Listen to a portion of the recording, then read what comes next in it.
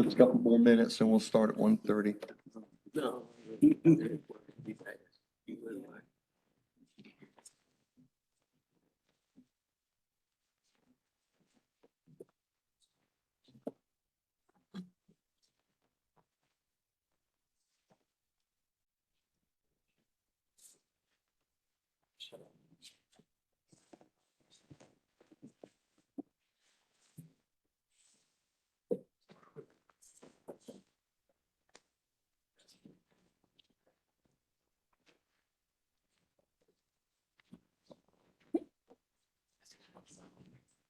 At this time, I'll call the Water Quality Committee meeting to order. I am Steve Keene, the chair, and I'm looking around. I believe we have all members present. We have a quorum here. And first, I'd like to welcome everyone. It's the last meeting of the day.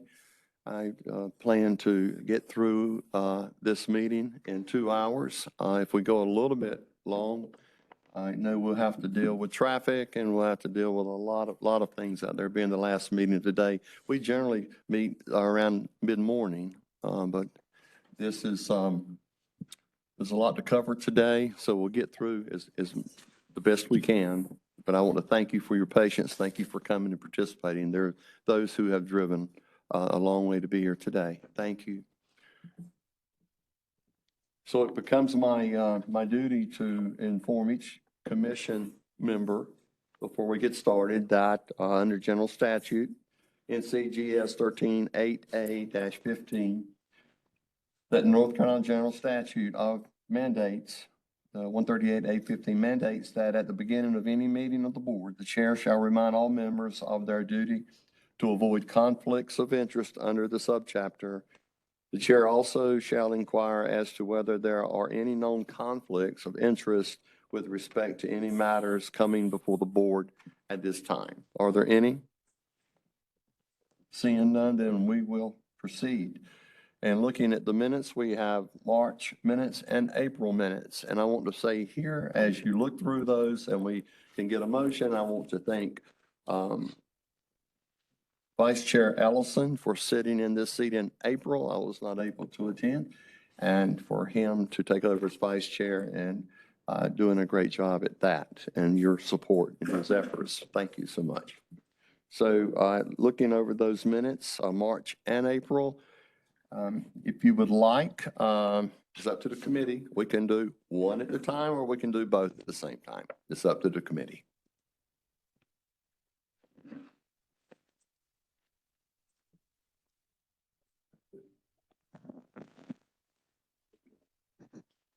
Need a motion to do both at the same time. If you'd like.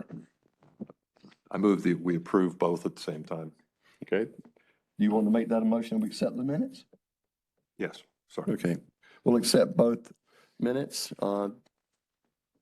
Everyone had a chance to read both minutes. Do we have a motion on the floor then that we include both and move forward with accepting those minutes? Motion's on the floor.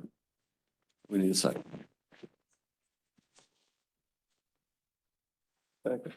Seconded by Commissioner Yarborough. Bumgarner. I'm sorry. Sorry. Two ball guys. Yeah, that's right. I'm sorry. I was looking at some names here. Commissioner Bumgarner seconded that. Any discussion on those minutes? All those stand approved, say aye. Aye. All those opposed, say no. Thank you. Those have been approved. Our first action item and only action item today is a request approval to proceed proposed reclassification of portions of the Yadkin River, South Yadkin River, and associated tributaries with WS4 critical area CA and WS-1V for protected area PA, Yadkin PD River Basin. Ms. Liebig, is it Liebig? Lieb. I'm sorry. That's okay. The Division of Water Sources will give the presentation. So if you will proceed, thank you.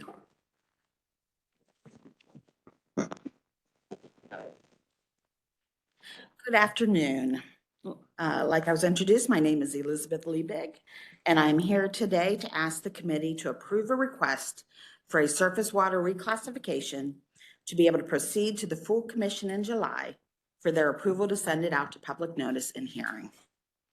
The request was received from Salisbury Rowan Utilities for portions of the Yadkin and South Yadkin rivers, as well as their associated tributaries in Rowan, Davie, and Davidson counties.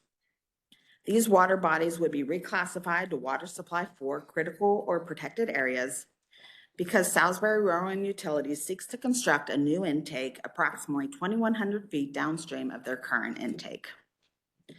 Part of the process of relocating the intake involves reclassifying several water bodies. Today, I'd like to present an overview of the reclassification process, the Salisbury Rowan Utilities project, and the proposed critical and protected area boundaries. Finally, I will summarize the use and attainability study, the proposed rule, the draft RIA, and the projected timeline.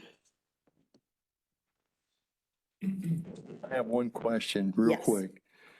Have you presented this before? I have given an information item on the boundaries, Yes.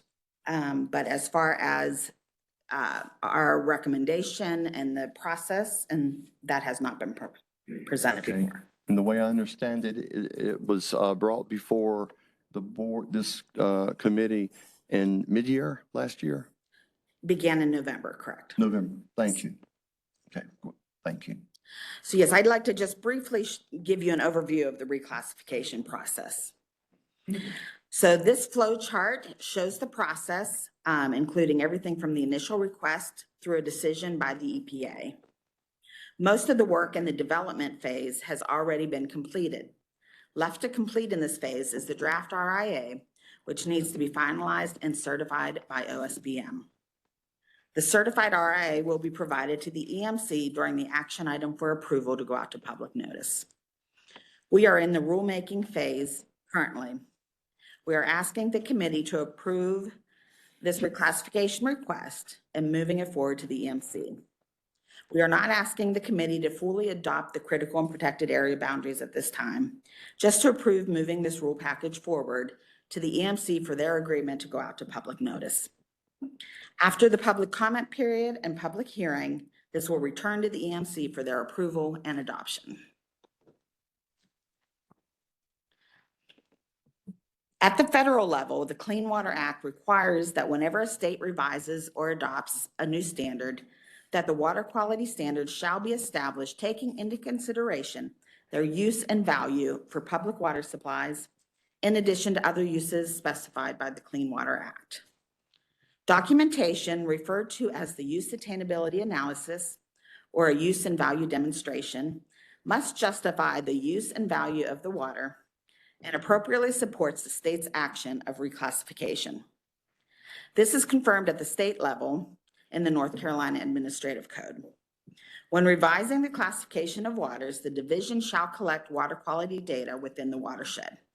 This is done through a use attainability analysis or a use and value demonstration. After the studies are completed, the EMC shall decide whether to proceed through rulemaking. There are specific state requirements when reclassifying non-water supply water bodies to a water supply classification. These requirements include resolutions from all local governments that have land use jurisdiction within the proposed water supply watershed. Also required is a map showing such things as pool elevations of reservoirs, coordinates of intended water supply intakes, critical areas, and other watershed boundaries. This aerial shows an overview of the planned relocation project. The Yadkin River is shown at the top of the photo and flows from left to right. The South Yadkin River flows into the Yadkin River, as does Deals Creek, which are both shown here as well. The existing intake, which was constructed in 1917, prior to the completion of the dam and establishment of the reservoir in 1927, can be seen in the top left of the photo at the end of the blue line. This structure has been impacted by sedimentation issues and flooding.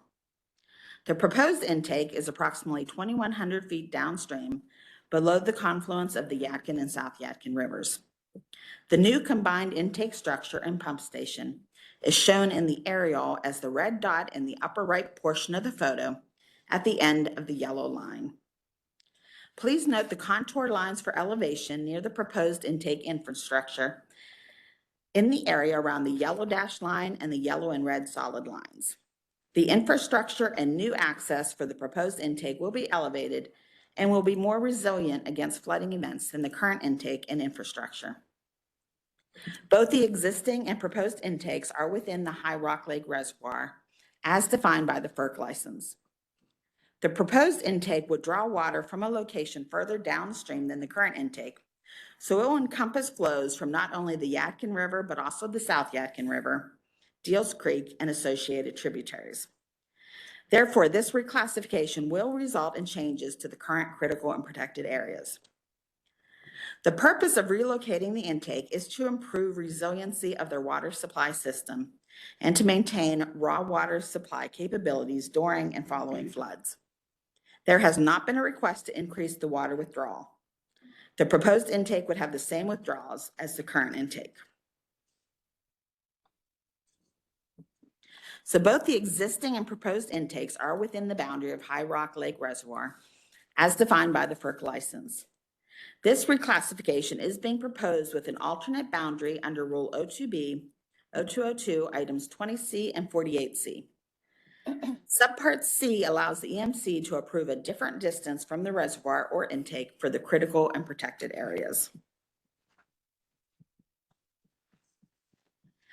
This slide has been slightly updated since posting in response to EMC members' questions. But some considerations to note regarding this reclassification are that Tetra Tech has determined that 89.3% of the flow that comes into High Rock Lake is from the Yadkin and South Yadkin rivers, which crosses the proposed intake location. This was presented in their High Rock Lake Watershed Model report from 2012. Contributions from other water bodies can be considered de minimis as the main supply to the reservoir is from the Yadkin River. In addition, as part of the last FERC relicensing application, a water quality study was conducted. It concluded that the flow in the Yadkin River has a strong influence on the water quality of the upper portion of High Rock Reservoir. Based on the water quality data collected, the riverine effects of the main stem Yadkin River on water quality conditions were observed for at least 6 miles along the main stem and the upper portion of High Rock Lake. The proposed intake location is within this 6-mile area. Therefore, DWR recommends proceeding with this reclassification using an alternate boundary as allowed for in Rule 02B. The proposed critical and protected areas around the Yadkin and South Yadkin watersheds are designed to prevent pollutants from entering the proposed intake from upstream.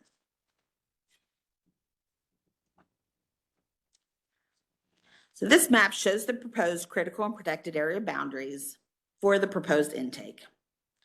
This reclassification will dissolve the current critical area and establish a new critical area, shown as the purple semicircle, which extends half-mile in a straight line fashion upstream and draining to the proposed intake, which is shown as the red dot.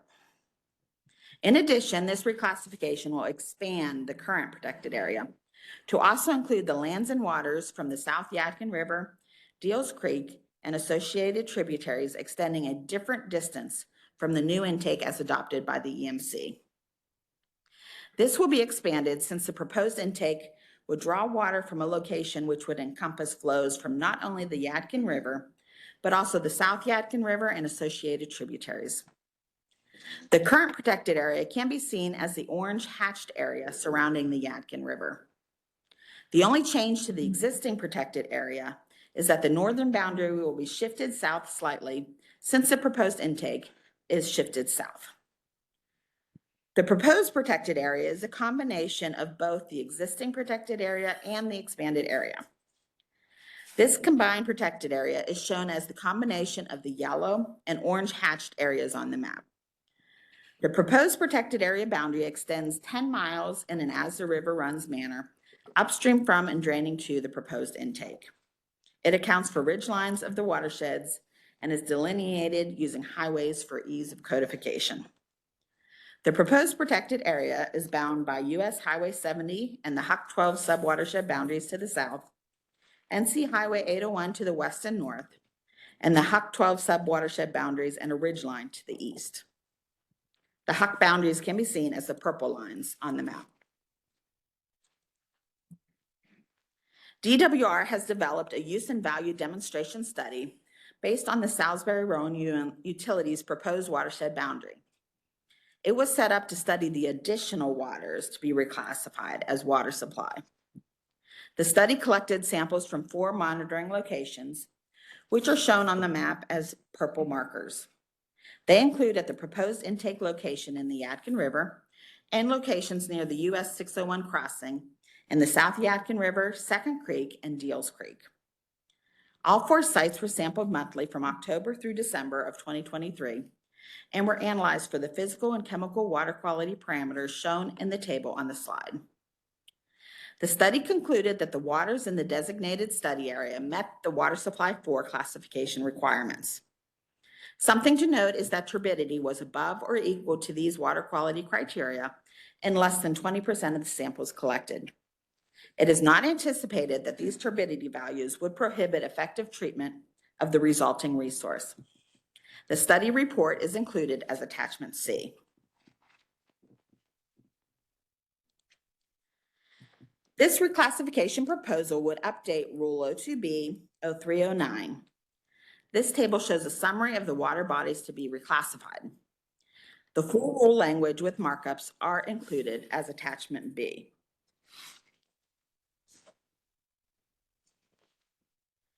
This rule change is a necessary step for Salisbury-Rowan Utilities to relocate the current raw water intake to the proposed location.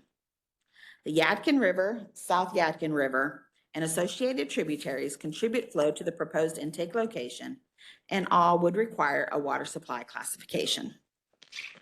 The draft RIA found that this reclassification would have no substantial economic impact. The estimated costs to local governments were determined to be $7,050 and to state governments $2,000. The reclassification is anticipated to have no effect on forestry and farming practices. The rules require minor controls in the critical area, and there are no land zoned for agriculture within the critical area.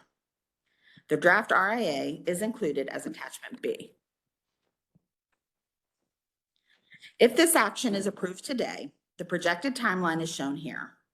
The next steps would be to bring this before the Commission in July for approval to go out to public notice. The public comment period is expected to be between mid-August and mid-October, with a public hearing to be held in October. We would then be back in front of the EMC next January for rule adoption, followed by RRC approval and EPA review. DWR is requesting approval to proceed to the EMC with request for public notice and hearing for the proposed amendments to the Yadkin PD River Basin Classification Schedule and Rule 02B 0309.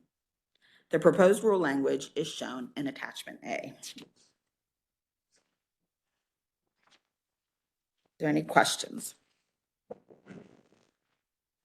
Are there any questions from committee members?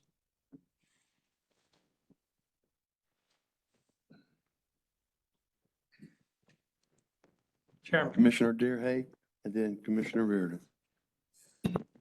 Just thought I would share with the committee members that I did ask Ms. Leap Liebig, yes. about the sand mine that you see in the image there. And it does have an outfall and it has a general permit. Is that correct? It operates, yes. It's Under 1,400 feet upstream of the proposed intake. And it's the division's opinion that it will not have an impact on the quality of water or the treatability of the quality of water that Salisbury would like to withdraw. Correct. The water treatment plant does already treat to less than 1 NTUs for turbidity. And we believe that moving the intake will not change that effectiveness. Commissioner Ritter. Just looking back on the last presentation we had, it's a different set of slides, I think, but Wasn't there a discussion that because of the moving of this only so many feet, 1,500, I think it was back then, maybe it's 21 now, but that it wouldn't require reclassification of the protected areas? Was that not part of the last conversation? No, it was Rivian, since it was within the intake area, that it wouldn't require that, or is it all along been requiring a reclassification? I'm just trying to remember what was said then. Correct. It is required since there are additional flows coming in from the South Yadkin branch and from Deals Creek. So if you see this yellow area on the map, that is additional flows that will be coming across the intake location. So because it's located below the confluence with the South Yadkin River, requires this additional reclassification. Second question, Mr. Chairman. Follow-up, Yes, sir. Commissioner So Reardon. was that part of the discussion last time, or is this new for us? It was a part of the discussion last time. All right, thank you. Mr. Ellison? You said that the protected area goes 10 miles, 10 additional miles upstream. About how many acres or square miles does this encompass of newly regulated land? That is a good question. On the, in the January meeting, I did have a table of the area that the protected area and the critical area would encompass. And I don't have that number off the top of my Okay, mind. can you refresh our memories, or at least mine, on the difference between protected area and critical area? Sure, critical area would be just that purple semicircle. It's a half mile in a straight line fashion that drains to the intake. The protected area is a 10-mile run of the river for riverine conditions, for rivers and streams. It is, would be upstream from the intake. For reservoirs, it's 5 miles encompassing the reservoir. And then that subpart C allows the EMC to approve a different distance. So what is being proposed is using that subpart C, a different distance, and allowing this to be treated as run of the river. Okay, and what are the protections for the protected area, and what are the restrictions for the critical area? So the protections, there are land use and some water quality or water protections. A lot of it involves the build upon areas. So there are different percentages for low density and high density developments.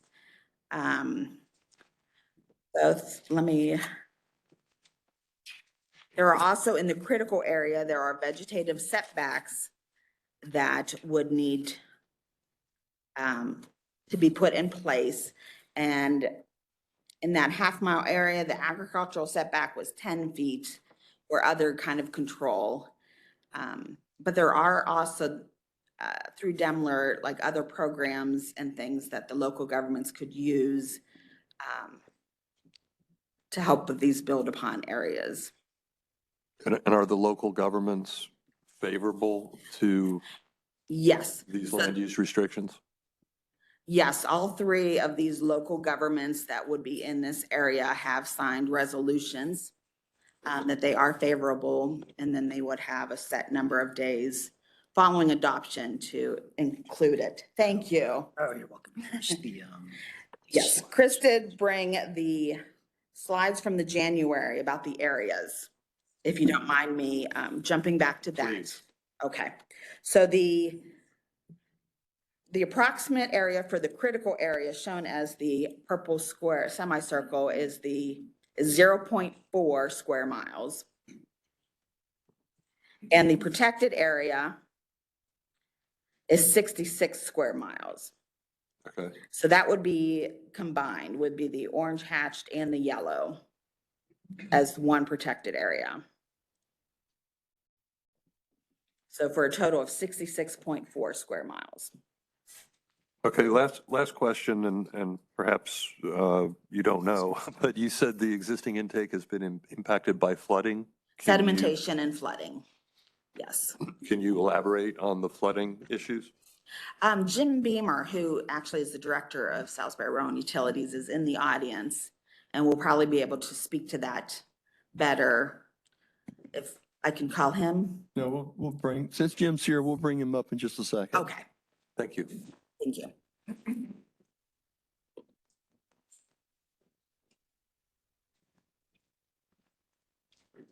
Any other questions or comments from committee members?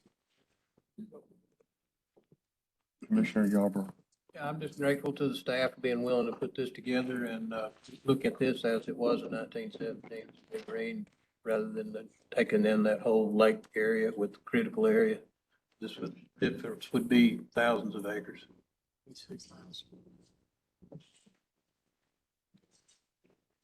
I have a question on the regulatory impact analysis, the RIA. That was issued online last Monday, and you showed on a slide that you had findings from the IRA without that being published. But then it was published last Monday. The IRA was published in draft format. So your findings, were you pulling it from a draft format? Yes, this is all draft and we were still working on the specifications. So we had some sections complete to be able to post this slide, but we're still working on completing the language. You're still working on completing the language of the Well, it is in IRA draft. that relates directly to this? No, action the item? draft RIA is complete and we are willing to incorporate any feedback we receive today, and then we will be submitting it to the OSBM for certification. Any questions from commissioners? Mr. Chairman, Commissioner Baumgartner?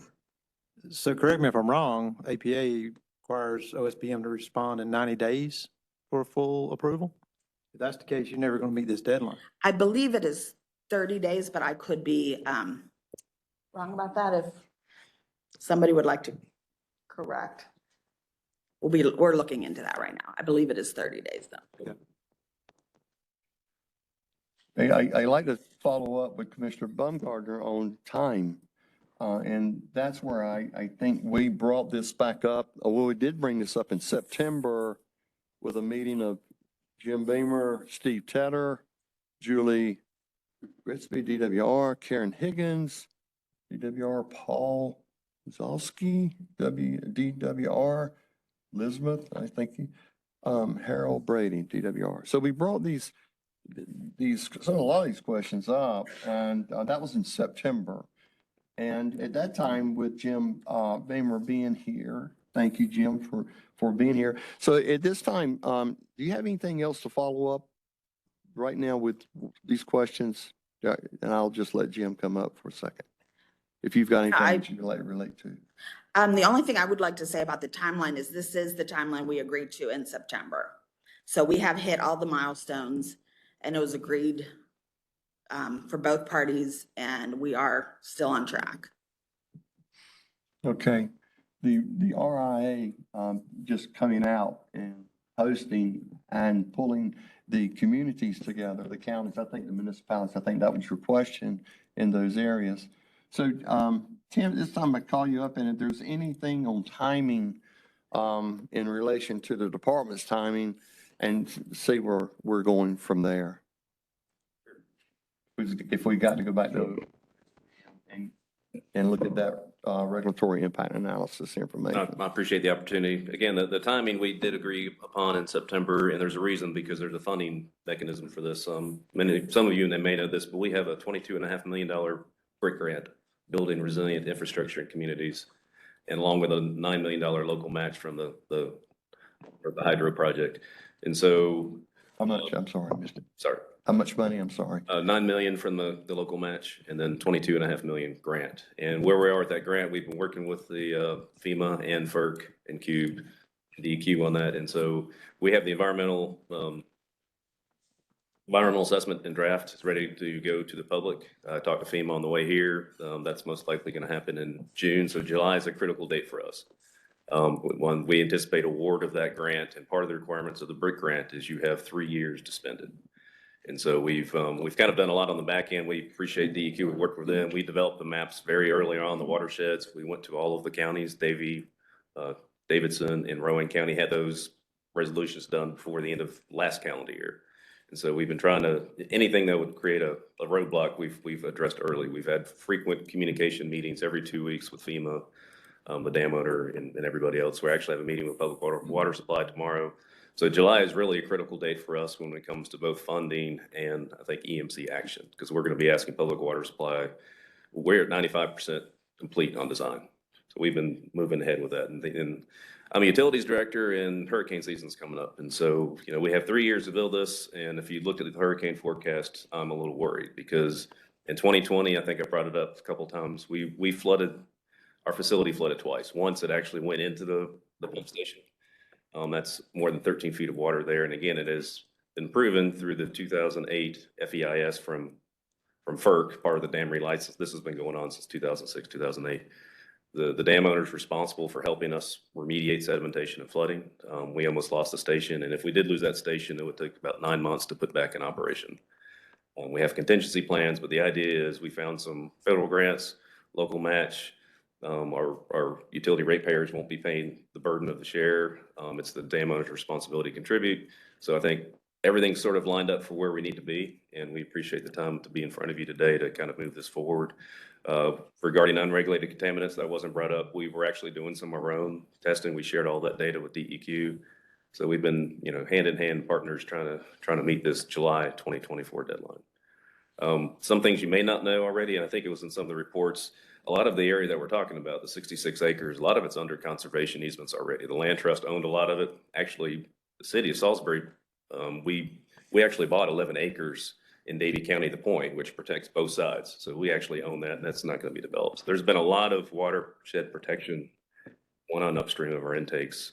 And what these new protective areas will do on that map is actually provide some additional protections, even downstream of us. But all we can do is put in protections above our intake. So I'd be happy to answer any more questions you might have about timeline. So this July deadline's a pretty critical one for us. Any questions for Jim?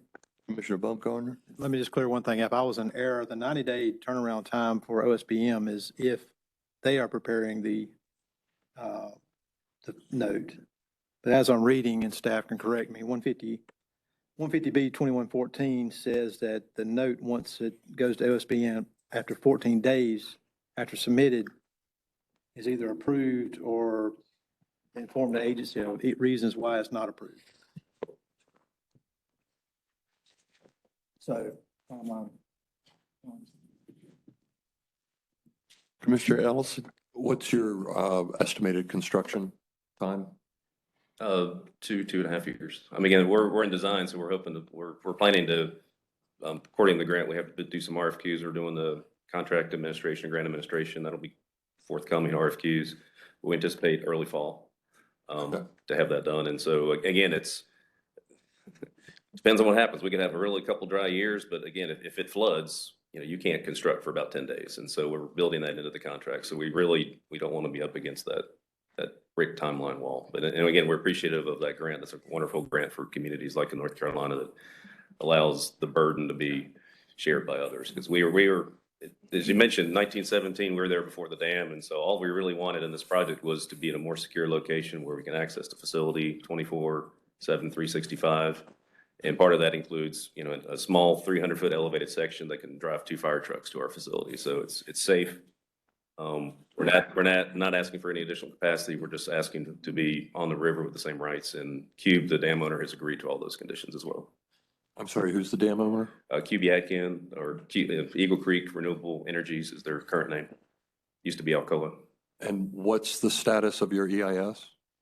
The environmental assessment is actually done. It's in legal review for FEMA, and then we will post it on the website and they will post it. And so during this, we've had multiple consultations with all the environmental agencies, It's an EA, not an EA, EIS? yes, Okay, correct. because when you said EIS and I'm Sorry. looking at the rest of your timeline, I'm like, no way. No, environmental assessment, but it took a year to get here. So Understood. through the federal process. My apologies. Thank you. It sounds like a really good project. It's a great project. Looking forward to the end result. Any other questions for Jim? Thanks, Jim. Thank you for your Appreciate you time. coming and making the trip. Thank you. Thank you. Any comments from committee members on where we are with the department with this presentation?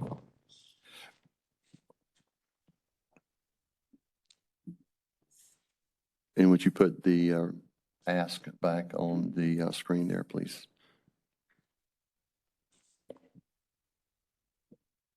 Action item, the Division of Water Resources request approval to proceed to the EMC with request for public notice and hearing for the proposed amendments of 15A NCA CO2B .0309 as shown in attachment A. What's the pleasure of the committee? Mr. Chairman, I'd make a motion to accept that as you read it. Motion's on the floor that we accept that as read, and as presented. Is there a second? Mr. Chairman, I'll second the motion as you've read it. Commissioner Reardon seconded. Any discussion? All those in favor say aye. All those opposed? Carries unanimously. Thank you. Moving on to informational items. And let me grab that.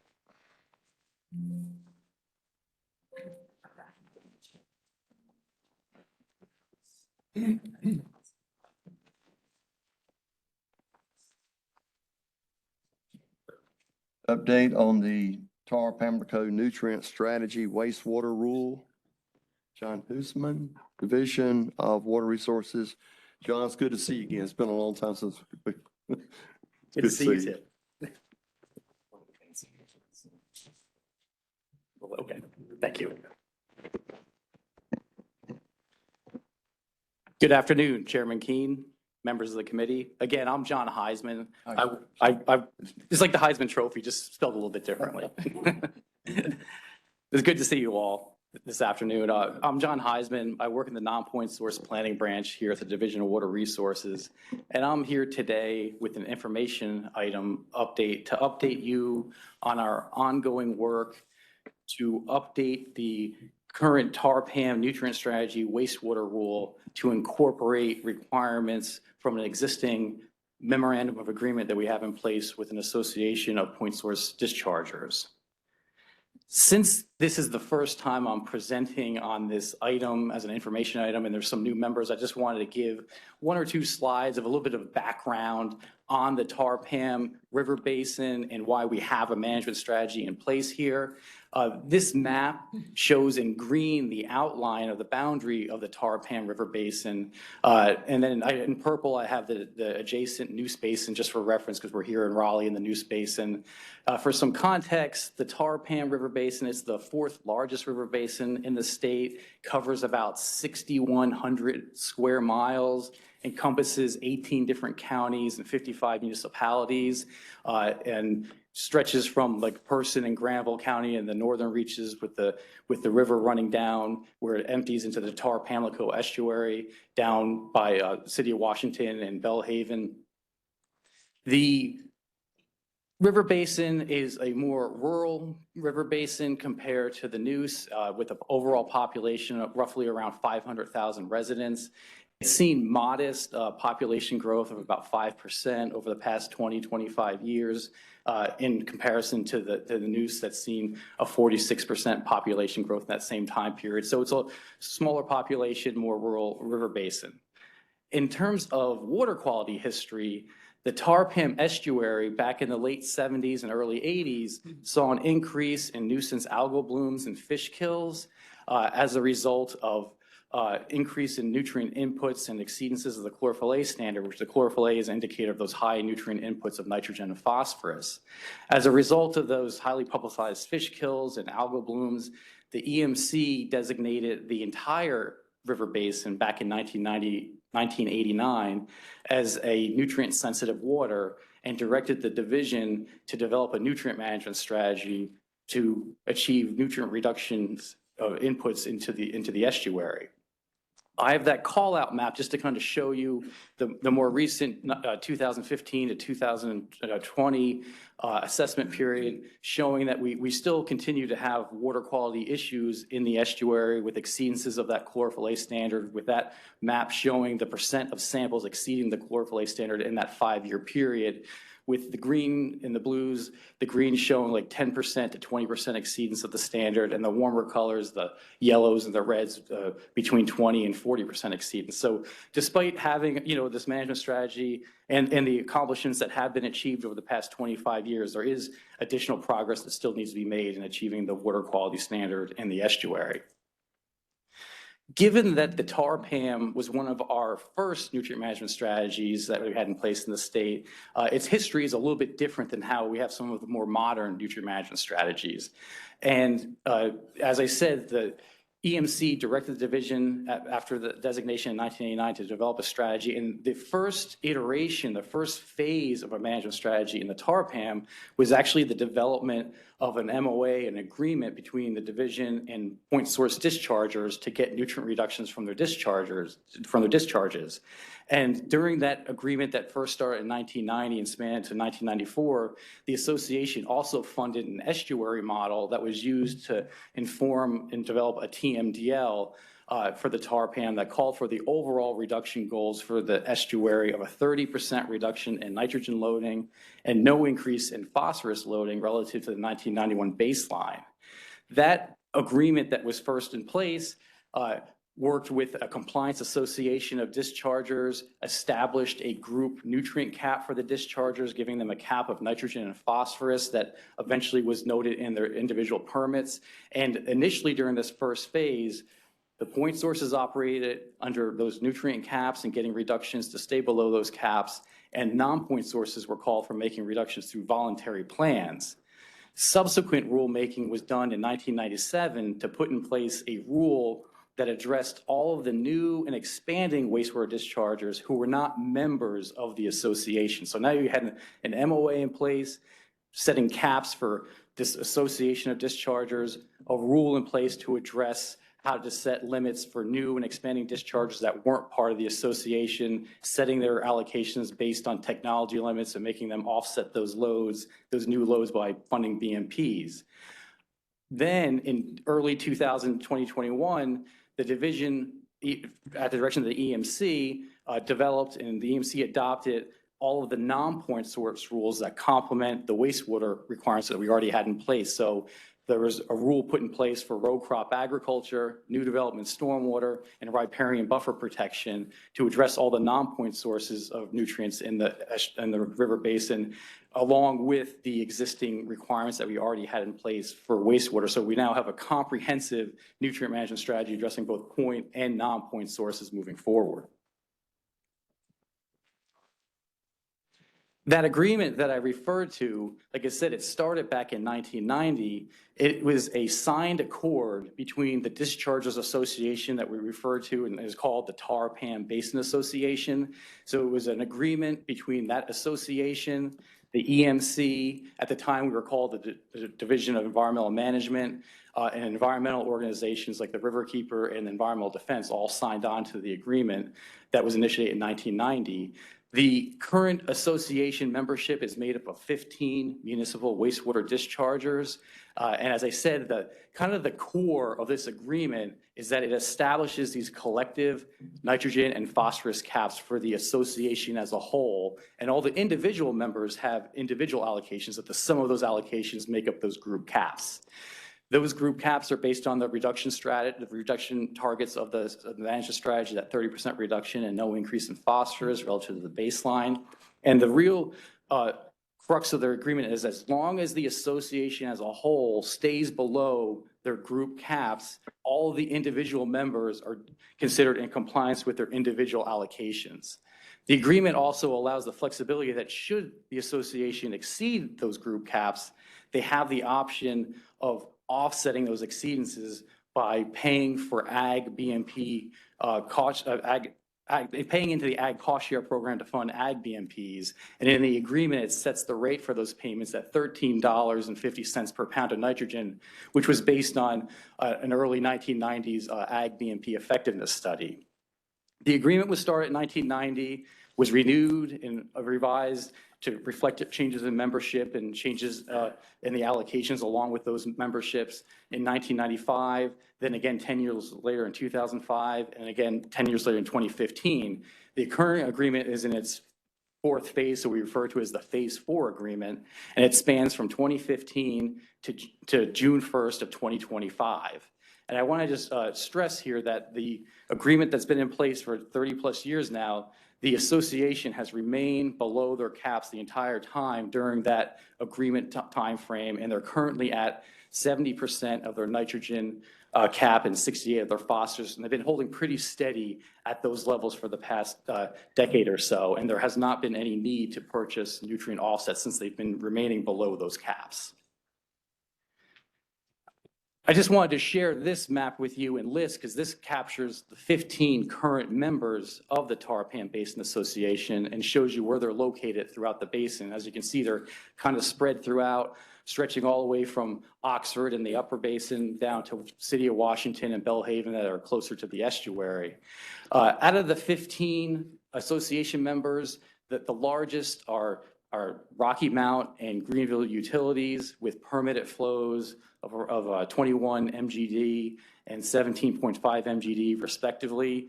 The bulk 8 or 9 of the association members range in permitted flows between 6 and 1 MGD, with about 4 smaller facilities that have permitted flows down around 600,000 to 150,000 gallons per day. In total, the total permitted flow for the Tarpan Basin Association is just a little over 62 MGD, and that represents approximately 98% of the wastewater flow in the basin. And currently, on average, the Tarpan Basin Association members are collectively at about half of their permitted flow. So full permitted flow is 62 MGD.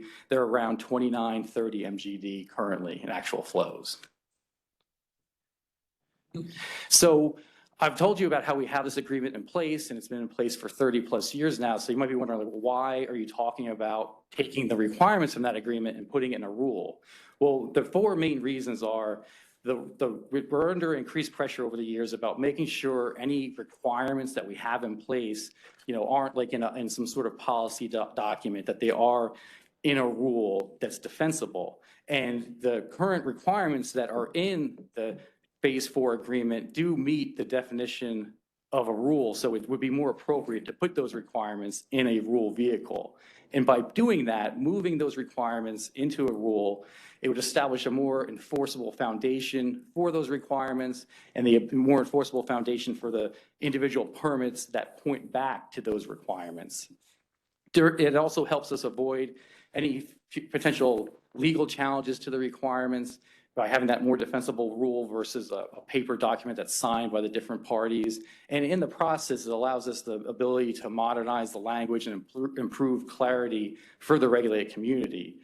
And I want to stress, like, this exercise we're going through and working with the stakeholders, it's about taking those existing requirements from the agreement and just codifying them in that existing wastewater rule that we have for the new and expanding dischargers, just codifying the existing requirements. We're not talking about changing the requirements for the Tarpan Basin Association or modifying their allocations or taking away options that they have. It's just about codifying those existing requirements and putting them in that more enforceable rule format. So I'll close in terms of showing where we are in the process. We've been engaging in discussions and working with the Tarpan Basin Association and sharing draft language for the past year and a half, and we're continuing to work through March and up through May to refine the rule language. I plan to complete the rule language and a draft regulatory impact analysis in June with the intent of coming back to you all in July with for approval to proceed to the full EMC in September, so we can go out to public comment and hold public hearings in the fall and early winter for the public hearings and have the hearing officers deliberate those comments with a goal of bringing the final rules back to the EMC in March 2025 for adoption, which would meet our overall goal of having the requirements in place in the rule in time to be in place before the agreement expires in June of 2025. So with that, I'm happy to take any questions, and I look forward to coming back in July with the package to present to you for request as an action item at that time. But for today, I'm happy to take any questions on this information item. Thank you. John's good presentation. Any questions, It's, Commissioner? yes, good presentation. I think it said 15 members, Yes, 15. and they're all in support of making this a rule. We've been working very closely with the association. Their executive director is here today. I plan to make sure that we come to you with a common understanding, because they understand the need to put this in a rule, and we've been working very closely with them. And to date, we have just been trying to refine certain elements of how it's going to be crafted, but we have not received opposition from any of the members in terms of putting the MOA in the rule. Any other questions? Commissioner Ellison? I'd like to, again, commend you. It's about the best presentation I've seen in my short time here. Direct and to the point. You didn't just read us the bullets. That's great. Good. Thank you. Some questions. You talk a lot about nitrogen, and you have a cost share or the option, not yet exercised, to pay into a BMP program for $13.50 a pound for BMPs. But you don't talk about phosphorus. You mentioned that that's, a big part of this whole deal, but that doesn't seem to be part of the agreement. So there is a phosphorus cap for the association members, and that's actually one of the, I would call a flaw of our agreement, that we don't have a phosphorus offset rate established within the agreement. And it was something that over the years we attempted to address every time we updated the agreement, but there was different challenges to coming to an understanding of what that offset rate should be. So this process actually allows us to address that issue, because what we were planning to propose in the revised rule, as the current TARPAM wastewater rule stands that addresses new and existing discharges, when we readopted that back in 2020 with the full package readoption process, that rule was updated to point to paying offsets through the nutrient offset rule that directs people to pay into either DMS or private mitigation banks that do have established nitrogen and phosphorus offset rates. So by updating this rule to include these requirements, we would now have a vehicle and an established offset rate to offset both nitrogen and phosphorus as required under the current agreement, but we just have that deficiency in the agreement right now. Okay, so I'm assuming the pending RIA will address that cost, because it's substantially more than $13.50 a pound. What's interesting is actually, so the TARPAM, I was actually looking at the rates, because as you know, DMS, they update their rates based on the receipts. I'm and familiar with it. Yes, yep, I know you are. And so right now in the TARPAM, that dated number I provided for the ag cost share program was $13.50. Currently in the TARPAM, the offset rate for nitrogen is just $12, because the TARPAM, the numbers definitely, when you look at the Noose and Falls, I mean, they're significantly higher. And I just looked up phosphorus. It's 190 and change. So phosphorus is 190, but as I said, like in the agreement, we didn't have a number at all. Understood.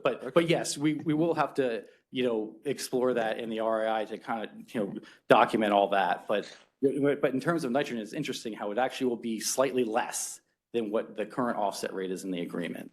Is there, based on if I can continue? Oh, please. Okay. Based on the geography of the 15 members, right? Is there any benefit to focusing nitrogen removal or phosphorus removal someplace else? So right now you've got this kind of collective of all the members, they all have one cap. So there's no incentive for them to trade, where there might be a water quality benefit to move something like nitrogen and phosphorus offsets to a different part of the watershed. Is any of that looked at spatially, where the contamination is, or where the loadings come from? We haven't discussed that as part of this, and I will say, like, I mean, I agree with that whole premise. I mean, about having reductions closer to the estuary versus something that's further up in the basin. Again, unlike the Neuse and the tarpan, we don't have a watershed model, and we don't have delivery factors, established delivery factors that we could then apply to these different restoration practices in different parts of the basin. But I absolutely agree with your premise about like location of these restorations. There's definitely more efficient places to put them versus others. And I think that's something we could take a look at, but we do not have the delivery factors established in this basin. Okay, and you said generally the area is growing at about 5% per year in population? Actually, that was just overall in the past 20 years, Okay. 5%. Okay. Yeah. And there are 15 members now, and how many members when it started? I believe, so I'll have to take a look back there.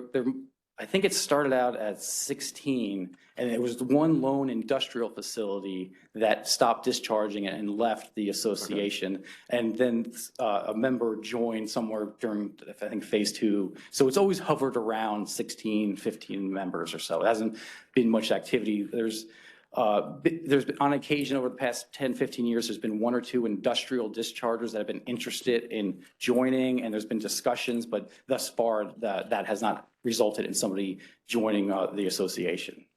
So there's just based on economic development, say at the county level or anything, there's not a waiting list to get into this club. It's pretty stable in terms of the membership. Is that? That's accurate, yes. Okay. All right, thank you very much. Thank you. Commissioner? One other question. You mentioned BMPs. Of course, TARPAM's what started that cost share program with the Division of Soil and Water. Is there any impact from this rule that would be an impediment to agriculture or effect to agriculture? I don't think so, just for the fact that since that option to fund BMPs has not really been exercised in the past 20 some odd years. When the agreement was first established, there was this anticipation that there was going to be a lot of trading and need for offset. And back in those early days, the association actually secured some grant money and paid a lot of money into the ag cost share program that funded several hundred thousands of dollars of BMPs that were implemented, but have since, like, those contracts have all expired, and the credits for all those practices in terms of the agreement have expired, but there has not been any activity, any funding of ag cost share, honestly, in the past like 20 plus years through this program. Mr. Yarborough, thank you for that question. Commissioner Twitty? Mr. Osmond, thanks for your presentation. How are we doing in the Tarpan Basin? You showed the slide of the exceedances. Are we trending down? Are we trending up? Are we holding steady? Is there anything general you can say about how we're doing? So we're still, as I was showing in that slide, we're still seeing exceedances of the chlorophyll A standard throughout the estuary. We're seeing those initial reductions in total nitrogen loading somewhat offset, like nitrate reductions in those early years of the management strategy. We're seeing this increase in organic nitrogen. It's something we're seeing, throughout the state, in the Neuse as well, and in other basins. And honestly, based on the research we're looking at, like throughout the country, these increases in organic nitrogen that are offsetting those initial reductions. So we're actually in the process of finalizing a 20-year retrospective report that looks at the Neuse and the Tarpam, looks at research that's available to kind of help us identify what's going on and take a closer look at those issues and research that's out there that may help us answer some of these questions. But the short answer is we are still seeing exceedances of the chlorophyll A standard. It's not, we've seen like improvements and kind of this back and forth that we feel is in many ways largely driven by differences in climate change and intensity and severity of the storms that we're seeing, and that may be driving this organic nitrogen, but we are still seeing those water quality problems in the estuary. Commissioner Reardon? It's great presentation. I agree with you, one of the best we've seen. But as we begin to codify this, what effect is that going to have on the relationship with these 15 members? I mean, if you got good chemistry, everybody's working together, everybody sees a common goal. Now we bring these regulations into this. Is that going to continue to unite that relationship amongst those 15, or is it going to fragment it? You know, what's going to happen here in that regard? I mean, we were trying to work through this with them together to have like a common understanding of why we need to do this and how, you know, codifying these requirements in the rule kind of, you know, puts a public face on it that these things, these requirements on them cannot be changed unless we go through the public process of a rulemaking process. So it does provide stability, you know, once we come to an agreement on how the rule should be crafted, they now will understand what the requirements are and know that like we will not be changing, not that we would, but we can't just change things on the fly. It puts things in a public-facing vehicle that has to go through the rules readoption process, has to come back to you all if we ever want to change it. We've been working with them. I feel that the Tarpon Basin Association has been, we've had a great relationship with them over the past several decades, and they've been operating with us in good faith. My hope is that I can come back here in July with us all in agreement and show you that we've worked together on crafting these rules. There's a few things that we're working on with them right now that we're still hashing out, but it all has been going well, and I think everybody's operating in good faith, and the relationship will continue to be strong. Follow, Chair? Yes, sir. I hope that's the case. If you got something good going, don't mess it up. And I think you're the right person to do this, but I'd hate to see quite the opposite. So do report back to us that we've maintained the ability to maintain this relationship and bring this regulatory posture into it. Thank you, Commissioner Reardon. Mr. Baumgartner. I know we're beating a dead horse, but we need to move on, Sure. but real quick. So this is, I've been following this association most of my career probably. It's been a very interesting industry, regulating industry through its process. If I remember correctly, this was one of the few, if not the only, maybe not the only, but it was one of the few in the country that had this type of association. Is that right? It was, so I came on One time it was the only one, but I know. 2005, and I recall like being contacted a lot by, you know, graduate students, PhD students, like, you know, writing papers, and the TARPAM and the association and that trading agreement we had set up, like garnered a lot of interest because it was a pretty innovative program.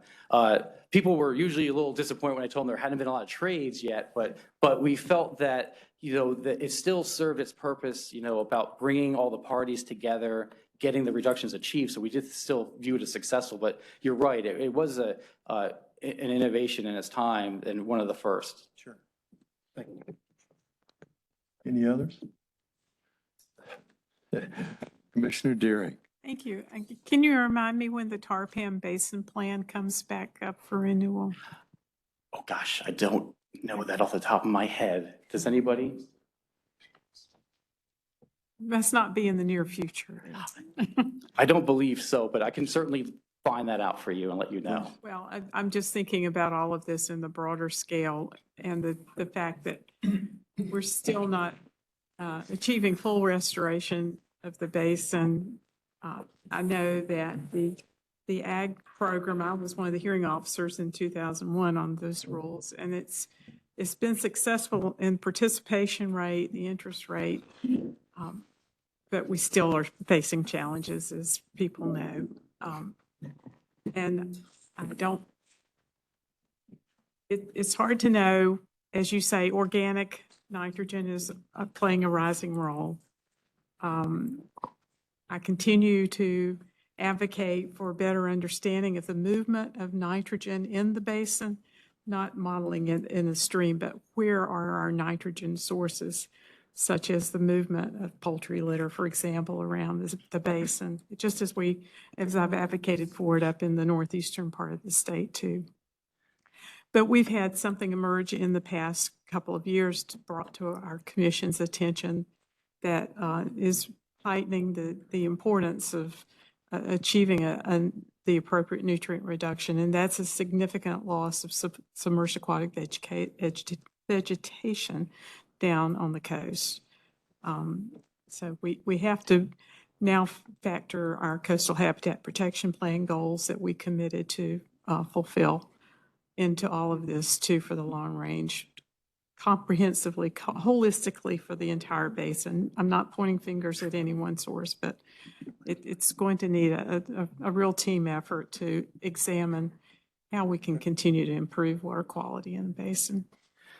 Those points are well taken, and I will find out about the date, in the future. But I will say too, I'm happy to share once we complete that 20-year retrospective, because we're looking at a lot of those questions. And I feel like once this is completed, this document will greatly inform the chapter on the nutrient strategy in the basin plan in the future. And I'm happy to share that information with you. Thank you.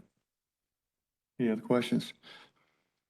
Real quick, you mentioned a couple of things, comprehensive land use plans, communities, what we have working now with the 15 members as they move forward in growth, the growth patterns. Last time we heard in March, it was the TARPAM nutrient strategy, wastewater discharge requirement rule. So this is fitting in now with, I think, if you're not going to modify the allocation piece, and you mentioned the association is here. Would you like to introduce those with the association that might be here? This is a committee meeting. It's a work session, basically. And we have members here that may not have been here in December, January, or November of last year. So, Sure. And I just want to Adam Waters, the executive director of the association, is here.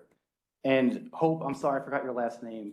Hope Willard, both from the city of Washington and a member of the association, is here as well. And they've been our lead contacts as we've been negotiating and having meetings with them. And I regularly attend their board meetings. We'll be at their board meeting in June, but we'll continue to interact with them. is there something that you would like to bring to the committee, Adam? Thank you, Chairman. Just real briefly, I am Adam Waters, Executive Director for the TARPAM Basin Association. Just to give you a little bit of background on myself, I retired from the city of Washington after 31 years of service 2 years ago. I just recently became the Executive Director for the Basin Association. Throughout my career with the city of Washington, I have worked with the division on at least 2 of the phased agreements in depth and very closely with John and Rich. Here most recently with the proposed rules, I've been working with them again as well as the director. I had several telephone conversations with him, and we're trying to take the approach of a partnership in this. We're trying to work as partners with the division. We do still have a couple of points that we're trying to iron out. It's not complete yet, but we are working hard with them and trying to work as partners. Does anyone have any questions? Thank you, Adam. Thank you so much. Any others for John? Good information, good presentation. Thank you. Thank you. Staying on schedule, we're trying to get to our next information item. And then I have, Richard, I have lost my place because I pulled up some Absolutely. information here. Next, Paul Wojcicki is going to do a update on our surface water quality standard triennial review and give an overview, a brief overview of our RIA process that we're using related to this.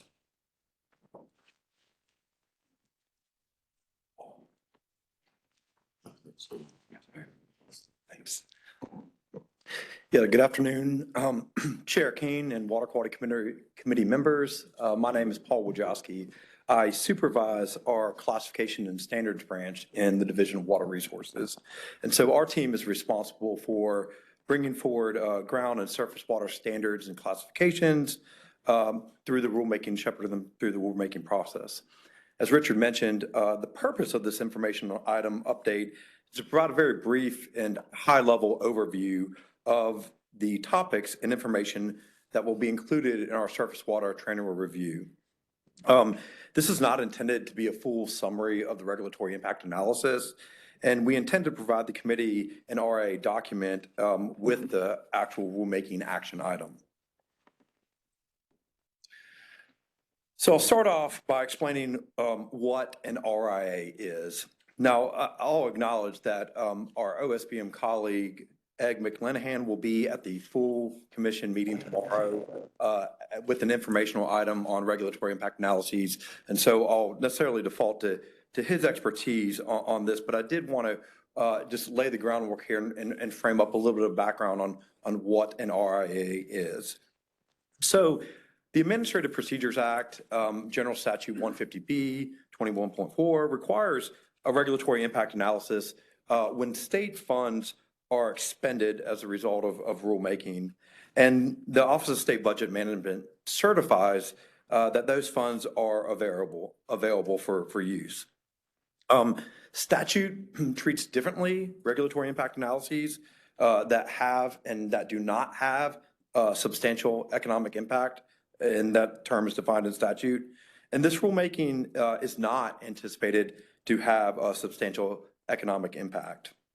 And so the purpose of the RIA is to identify, quantify, and communicate the affected rule changes and impacts. The purpose of this is to increase transparency. That's been one of our focuses with trying to review regulatory impact analysis. We've attempted to include all the data and information that we can in this regulatory impact analysis, even beyond what is strictly required by the baseline. And so again, it's the goals here are to improve rule design and inform you and decision makers, and then increase transparency about our anticipated impacts. So for the trying to review RIA, the Surface Water Standards trying to review RIA, as you know, they're tied to the rulemaking packages. And for this rulemaking packages, we've included the following topics. Now, the Water Quality Committee has had informational items presented on this since July of 2023, so I'm not going to belabor those. But for folks who are new and for folks who are listening online or in the room, I do want to go over them briefly. So the focus topics for our trying to review include, one, human health criteria updates.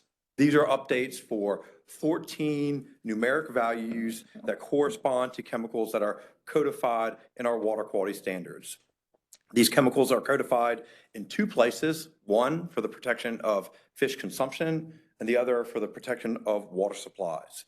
These 14 chemicals have 12 instances in our fish consumption rules, and all 14 of them are in our water supply rules. This updated information for these rules include things like updated toxicity factors, the reference doses and cancer values, inclusion of the relative source contributions, and toxicity exposure factor information updates.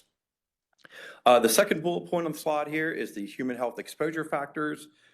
These are the values for body weight, water consumption rate, and fish consumption rate that are contained in our narrative translator formula. So our rule codified narrative translator formula to derive values when they are not numerically codified. We are updating 3 of the factors that are used in that equation. In addition, an issue that this committee knows well, 1,4-dioxane, we are proposing to codify the existing derived criteria value as a numeric value in our standards for fish consumption and for water supply. For E. coli, we are updating our bacteriological indicator for Class B waters. And so we currently have a bacteria indicator of fecal coliform for Class B waters. We're proposing to replace that with a more accurate indicator of E. coli. And again, this just applies to Class B waters.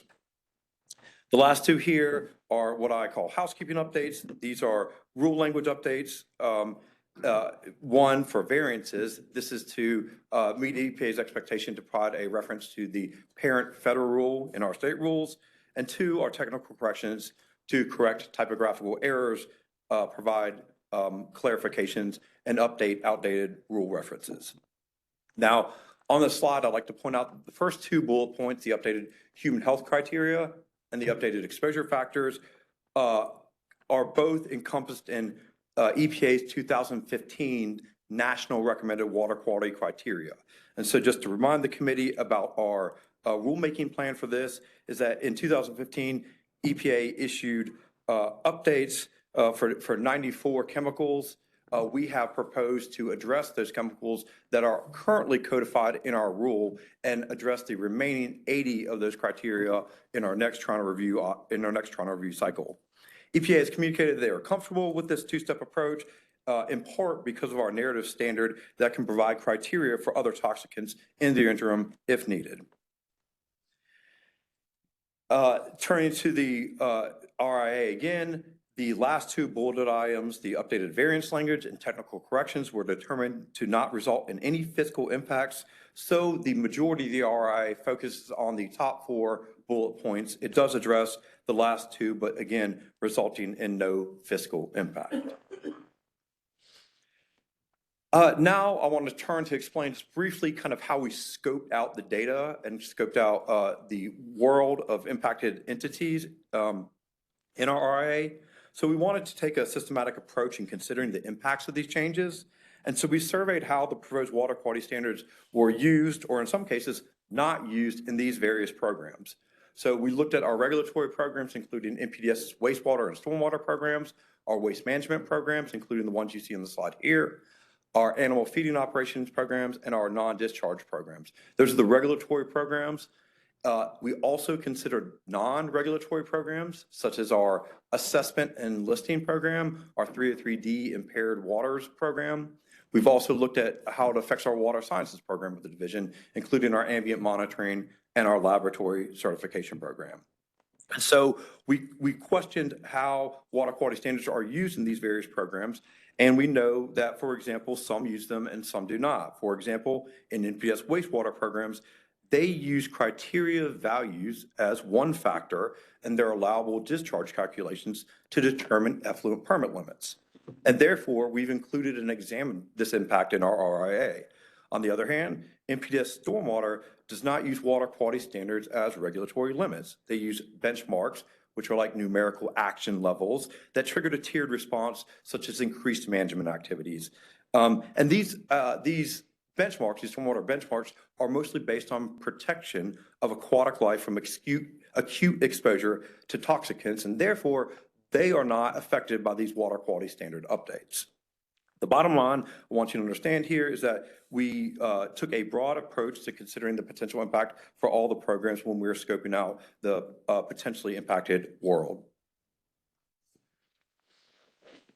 So now these next 2 slides, I'm going to go into a little bit of a deeper dive on what type of data we've included on one impacted program. This is specifically our NPDES wastewater discharge program. And so what I wanted to do is we recognize this is an area of interest, and I wanted to go over the data that we included for these wastewater discharges and how each of those respective rule update topics affected these programs and what kind of data we included. So first, the RA has general information about how water quality criteria values are translated into effluent permit limit values. That's as a general primer information in the regulatory impact analysis. Regarding our updated human health criteria, again, these are the 14 chemicals updates. And again, in the RA, you'll see this broken out into fish consumption and water supply in 2 different places. But in general, for both fish consumption and water supply, we provide information on which parameters are actively used in permits. We also communicate which parameters are becoming more stringent and which parameters are becoming less stringent. We communicate how many facilities have 1 or more of these criteria in their permits currently, and we communicate which permit types are these. Are these industrial discharges? Are they municipal discharges? Are they large or small? In addition, related to the human health exposure factors updates, again, this is the translator equation. We looked at how many derived criteria parameters are actually used in permits. And so we have a survey of actually how many criteria have been used in permits and what that world looks like. We also include information on how many active permits have a limit based on those criteria, those derived criteria values. And again, similarly, which permit types contain those values. Moving on, for 1,4-dioxane, again, focusing on NPDES wastewater dischargers, we include information on how many active permits have limits or monitoring requirements for 1,4-dioxane currently, which permit types contain these limits or monitoring requirements. We give a summary of the treatment technologies that exist for 1,4-dioxane and a summary of the cost associated with the installation, the capital and maintenance costs for those treatment technology. And we sourced this from various case studies around the nation. In addition, we included a summary of the history of 1,4-dioxane regulation in North Carolina and projected treatment outlook. Lastly, for E. coli criteria for our Class B waters, we summarize the laboratory costs associated with doing the lab tests for changing from a fecal indicator to an E. coli indicator. We include information on how many permits are expected to be impacted and the compliance cost. And we include the results of DEQ's 2-year study on ambient water impairment and compliance impacts from this change in indicator. Continuing on, I'm going to give you an example of some of this information, kind of again, deep diving here into some of the parameters. For our human health criteria updates, remember these occur in 2 places, one for fish consumption and one for water supply. This is a snapshot of how that information is organized in the RIA. So for these 12 parameters, 6 of them are becoming more stringent. Those are the parameters that you see on the screen highlighted in the dark blue. 2 of the parameters are becoming less stringent. Those are the parameters highlighted in light blue. And then 5 of the parameters actually have no impact because these are no longer inactive permits that we could find currently. These are legacy insecticides that have been banned and are no longer being produced. It begs the question, why is it necessary to update these? It's still necessary to update these, even if they're not used, for example, in an NPDES permitting effluent limit, because we do have other regulatory programs such as Division of Waste Management's site cleanup, hazardous waste site cleanup, or brownstream cleanup that may have these parameters. And so they may come to us and ask, what the water quality standard for those parameters are. And so for those compliance targets, it is still imperative to have accurate information to be able to communicate to these other programs.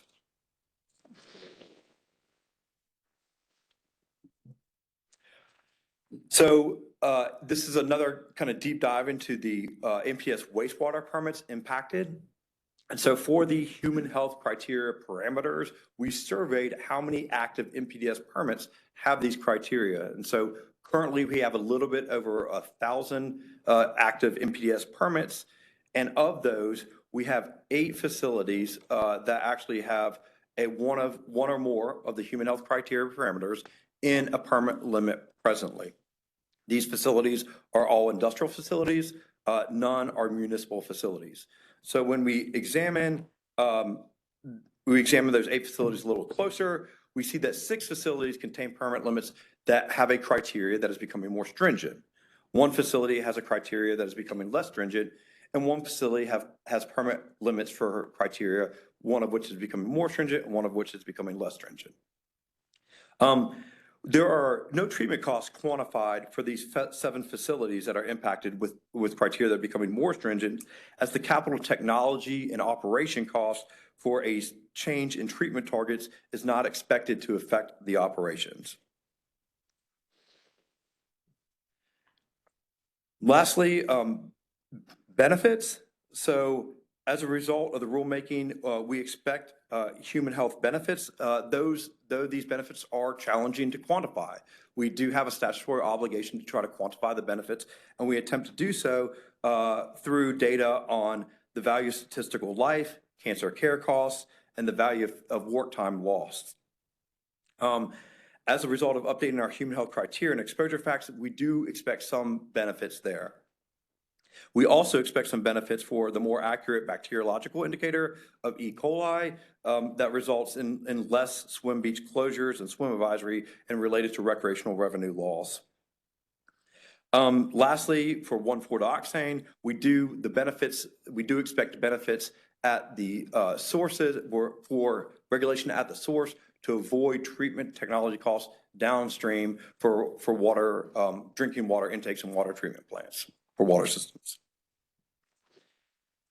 Now, that's all the information I have for you. I'll be happy to attempt to answer any questions you have. Thank you for that presentation. Any questions? There's a lot. Commissioner Baumgartner? Yeah, I'm sure Mr. there are Chairman. So Paul, did I hear you correctly that regulatory impact analysis or fiscal analysis, whichever, that you're preparing now is based on state impacts? Are you looking, you said that you're developing the requirement of 150B is because you're expending state money. Correct. Go ahead. Yes, sir. Commissioner Ballmer, to clarify, the scope of the analysis goes beyond just the impacts to the state. The scope of analysis does include information on regulated entities, private entities that are regulated through the standards. And local governments as in noted in B of 150B as well, right? Yes, sir. So you said that it doesn't meet the substantial economic impact threshold. Yes, sir. So this commission received a letter from the North Carolina Water Quality Association yesterday that said, third paragraph down, the cost of 1,4 dock saying source control upstream of water plants, blah, blah, blah, providers are potentially prohibitive. So how is the aggregate, what is your basis for saying that it's not meeting substantial economic impact if the aggregate of impact of all these local governments as well as states, how are you justifying not meeting substantial impact? Yes, sir. So I'll remind us that this is our preliminary analysis that needs to go through OSBM's review and approval. The early conclusions, the preliminary conclusions are that when considered the overall impact, meaning the health benefits, the benefits that were saved compared to the cost benefits implementing the regulation, it did not exceed that threshold of substantial economic impact, which I believe is at $1 million per year per individual. Follow up? Go ahead. No, go ahead. No, I was recognizing you as a follow-up. Saw you raise your hand. You want to wait? No. Yeah, let me wait. Commissioner Nelson? So you said this would not be over $1 million compared to the benefits. Are we understanding you correctly? Yes, sir. Okay. Have you seen the economic analysis that was done by Arcadis for, I believe it was Reedsville, Greensboro, and Ashboro? Are you familiar with that Yes, sir. document? Yes, sir. And so you're sticking with your $1 million or less than $1 million cost? Yes, sir. I mean, again, the preliminary analysis has concluded that there's no substantial economic impact, which is that $1 million threshold. And is that are you submitting your preliminary analysis to OSBM for their approval? Yes, sir, we will be. That's right. Even though that conclusion is debatable? Yes, sir. So you guys stand behind that rock solid? Your analysis is robust enough to put that out there to OSBM, knowing that there's lots of conflicting data from many, many sources? If I can, Just a second. I want to know what you guys are doing with your RIA, because you're the one doing the RIA, right? Not you? Okay. So is that your plan? Yes, sir. I mean, our plan is that we've concluded there's not a substantial economic impact. We do plan to submit that to OSBM for review. We do have full intention of responding to any of their questions, any of their feedback on that, any change requests from that on that. And then also, I'll just remind us that if that is certified, if that is approved by OSBM, it will come before this committee also for review, and then to the full EMC, and then out to public notice, which can also provide feedback on that conclusion, if that conclusion remains in it to that point. Okay, we'll see. Thanks. Yes, sir. Director Rogers and then Commissioner Baumgartner. I think the basis for evaluation is the differential between the change in the criteria that being updated to the 1.4 dock saying limit that is there from, I think, a 0.33 to a 0.35 down to 0.32, and that's the analysis and basis for which we're reviewing this for the regulatory impact analysis. Commissioner Baumgartner? Where is it written? Why is it that this RA is a commission document, right? I mean, it's the commission's rule. So you're doing the RA for a commission's rule, right? Am I wrong? Why is it that the RA goes to full approval by OSBM before the commission even sees a draft? What policy, I was going to ask this in our other committee meeting when we ran out of time. Why is it that that doesn't come to the commission or the committee, excuse me, to take a look at to see what the language is? And that would satisfy a lot of our questions other than just, as I said in the previous committee meeting, a presentation on what we will be presenting. And Paul, I know you, I've had permits with you before.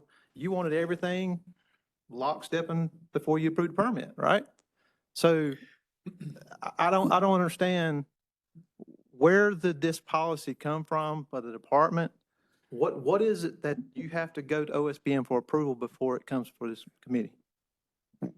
Well, what I will offer is that, so for the purposes of the fiscal analysis, the regulatory impact analysis, it's been very clear, I think, from the commission and from the EMC that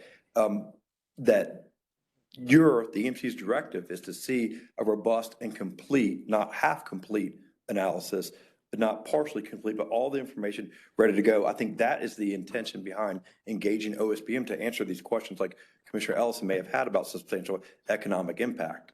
And so I don't know that the intention is to do it separately, but to actually have a full, complete package to be able to present for the committee or the EMC to act on. Follow up, Mr. Chairman.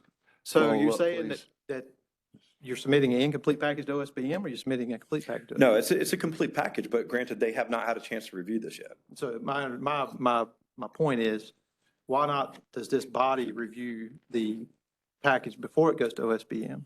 So if there is questions and we have some concerns, that we review that before it goes to OSBM for final approval. Commissioner Gearhart with a question, and then Commissioner Ellis. Thank you. I have a two-part question. First of all, thank you for the presentation. I get from the tense at which you're describing this, is the RIA ready? Again, the RA has not been reviewed or certified by OSBM. No. It's not been sent to OSBM for I review understand yet. that, but the department's proposed version of the RIA is ready. It's close to final. I don't know why we didn't see it today, but I also want to ask when, I'll just make a general observation. I think the staff is getting mixed messages from the commission across various actions, not this specific action, but sometimes we'll say, can we see a draft RIA? The other times we will ask, has the RIA been seen by OSBM? They're getting mixed messages from us, and I think we need to be consistent in what we ask of them. I think that what I'm hearing is you're planning to submit the draft or the proposed RIA to OSBM between now and our July meeting so that you will have a clear indication from them about its acceptability in their eyes for the conditions under which they're supposed to review it. Is that right? That's correct. We could have seen it this week, but we didn't. So. Yeah, I didn't get it. Commissioner Ellison. Does that draft RIA have the commission's name on it or any conclusions by the commission, or is it purely a DEQ document? No, sir, it does not have any conclusions or acknowledgement of EMC conclusions. It is a DEQ document. Okay, thank you. And perhaps this is best to Richard because you made the statement that the findings regarding a lack of significant economic impact was in going from 0.35 to 0.33. Is that correct? Yes. Okay, and how many laboratories do we have in North Carolina that can make that distinction between 0.35 and 0.33 for 1,4-dioxane?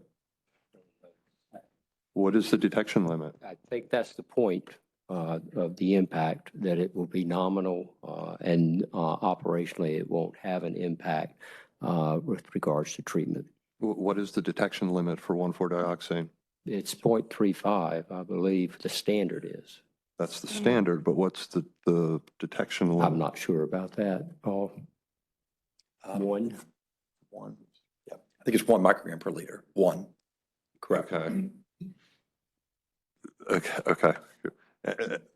It goes to the whole question of the validity of economic impact if you can't even send a sample to a certified laboratory and distinguish between 0.35 and 0.33. So, okay. Which It's, would I think be, that's which all I would got be for now. no impact to the regulatory. It would be no impact, but then why do it? Okay, this is good discussion, but we want to stay on course here and make sure that committee members are, first of all, having these questions recorded and the answers recorded. So as we move through these different subject matters, i.e. being 1.4, which the director said that this 1.4 is the basis for the RAI.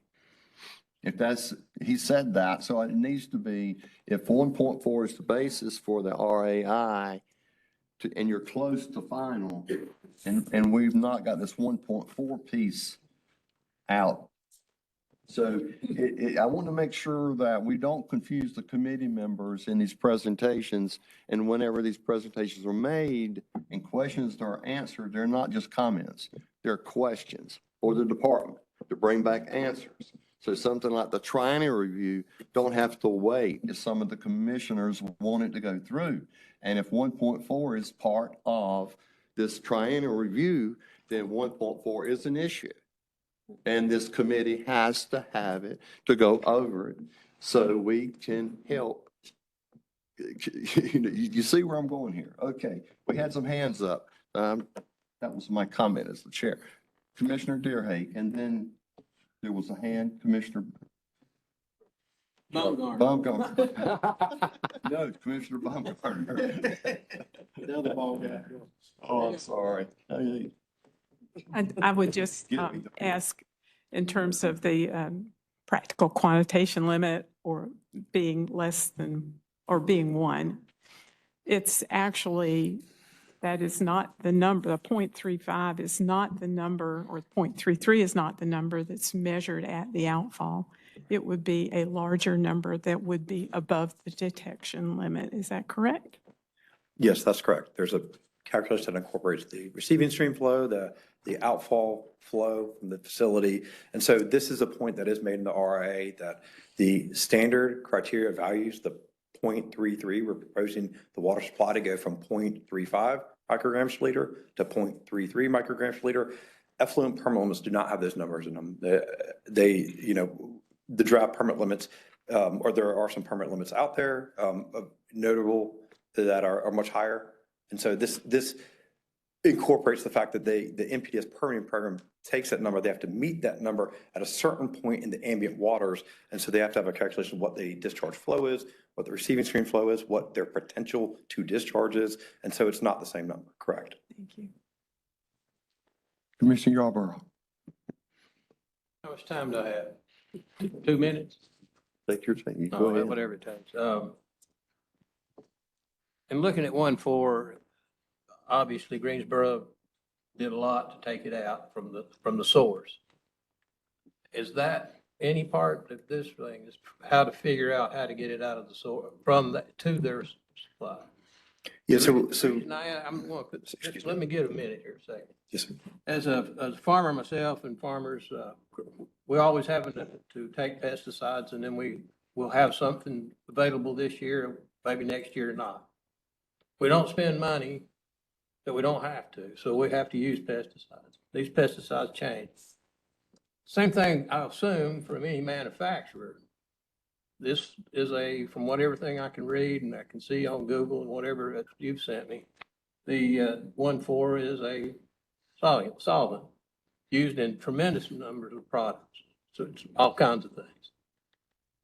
That solvent was probably utilized, changed. Somebody decided that manufacturing things either more effective or it was cheaper, maybe both. What was the alternative before that? I asked that question in a way in groundwater.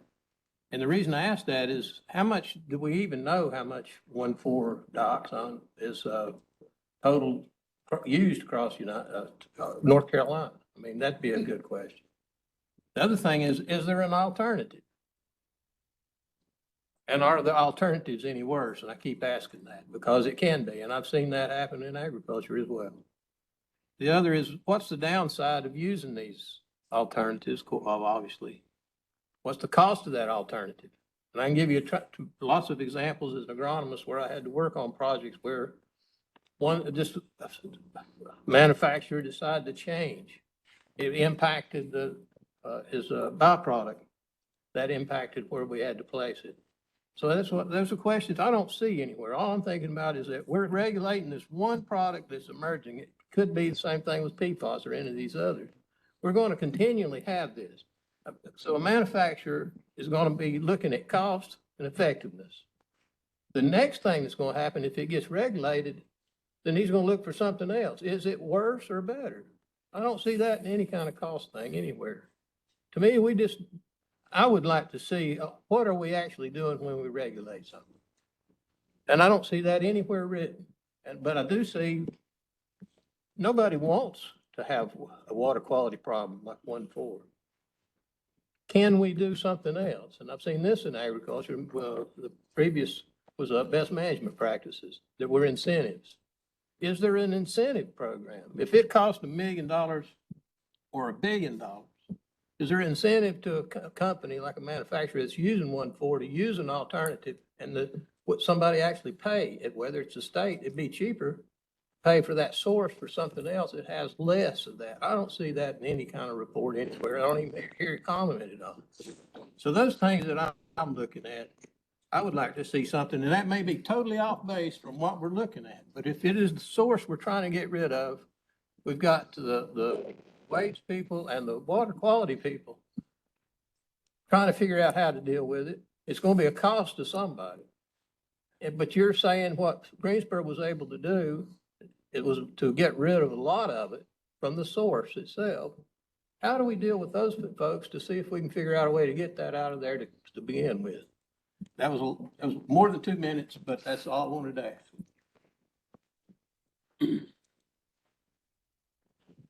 Is that not part of the? No, sir, I think it's a good point. No, sir. Well said, Commissioner. Y'all, any other? I can Commissioner share Gray? a bit of information about the Greensboro case, and I think Chairman Solomon remembers this too. In that particular case, 1,4-dioxane was not a raw material going into that production. It was an unintended byproduct, a reaction byproduct. Could very well be. Is there something else that could have been done to make that not happen? That's a good point. How did it get there? Most of the time it's with solvent, it's actually purchased too. So it doesn't matter. Mr. Chairman, I think Commissioner Bumgarner. what Commissioner Reardon is associating to what we look at a lot of times in EAs and EIS is indirect cumulative impacts. So the indirect impact of, if I'm quoting you correctly, is the indirect impact of how you get rid of 1,4-dioxane. What is the other alternative and how much that affects downstream? And that's what is the actual impacts of the alternatives? Is it better or worse?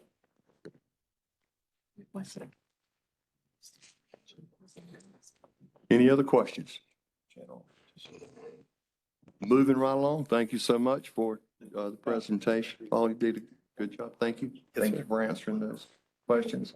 Next one is update on the study of narrative standards for the session law 2023-137A. Karen Higgins, Division of Water Resources.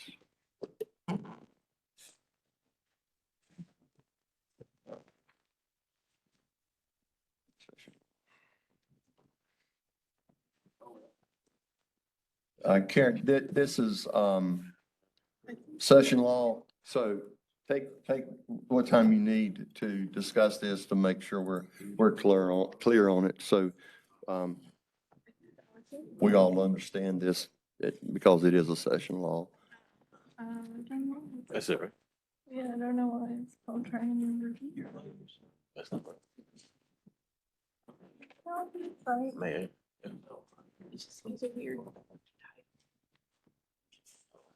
Oh, shit. Oh, gosh. Sorry. I get the view again. Larger view. Do that. Oh, God. I had a nightmare last month. I couldn't get any of there. None of the slides. All right. Thank you, Sheldon. All right, good afternoon. I will try to go through these rather quickly. I'm Karen Higgins, Water Planning Section in DWR. This presentation is just to go through some questions and responses to those questions that came up in April. So I received an email with a number of questions from one of the commissioners on, so I'm going to do my best to go through these. They were mostly answered by our MPDS staff. So the first question was about Greensboro and whether they were able to reduce below 10. And the answer is yes, they have been able to consistently be below 10. And there was a question about EPA's value, and EPA has not developed a value for Greensboro. There was also a question about if there's technology for a city of this size to reduce to this level. And the response is that the best technology is to seek source reductions, which we were just discussing. There are treatment technologies that are listed here that can be implemented. They're best implemented at the source. Karen, I'm sorry to interrupt. Just one quick question. EPA does not develop a value. Does the federal government have a federal standard for 1.4? No, I'm not sure where the 3.2 came from, but EPA has not developed a value for Greensboro's MPDS permit. Not for 1.4? Okay. No, For the whole. they don't, the EPA doesn't develop effluent limits. That's done, the state was delegated the implementation of the MPDS program. So I'm sorry to get you off your track on your presentation. It just threw me because it says the EPA has not developed a value for Greensboro, and you're talking about 1.4, and I didn't know the federal government had a standard on 1.4. Right, so this is a response to a question that we received about the number from EPA being 3.2 for Greensboro, and the response is that EPA has not developed an effluent limit for Greensboro. Okay. Thank you. Absolutely. So there was a question about the number of systems being monitored and when all the systems within the state will be monitored. And so that wasn't me that talked about the monitoring last time, but there have been other staff that have talked about that. In 2019, we asked 20 municipalities and 19 industries in the Cape Fear to monitor for 1,4-dioxane and PFAS. The UCMR data that was discussed earlier, that may have been this morning, but the UCMR was done by EPA, and there was a lot of sampling done across the state. There really weren't significant 1,4-dioxane levels outside of the Cape Fear Basin, so the focus has really been there. And monitoring is required of those facilities that show a reasonable potential. And those discussions happen with the permittee during either the permit renewal or the permit application process. There was a question about how long systems will have to reduce to the permit limits. And compliance schedules are worked out with each industrial or municipal permittee on an individual basis. So that is a very specific discussion between the division and the applicant for each permit. So there was a question about monitoring only when there's a downstream drinking water system. So again, our recommendation is that source reduction as opposed to treatment be used, as that's been shown to be more effective, and that the requirement for limits, monitoring, or source reduction are only required when there's reasonable potential to exceed the standard. Of the 6 POTWs that have been discussed previously, they all discharge into or above a drinking water system. There was also a request for a citation to a EPA recommended study regarding 1,4-dioxane, the bioaccumulation factors. I think Chris presented that citation in March, and the slide has a hyperlink that will take you right to that document for anyone that wants to read through it. The final question I received was, can the narrative allow 10 to the -5 rather than 10 to the -6? And if so, what would EPA's response be?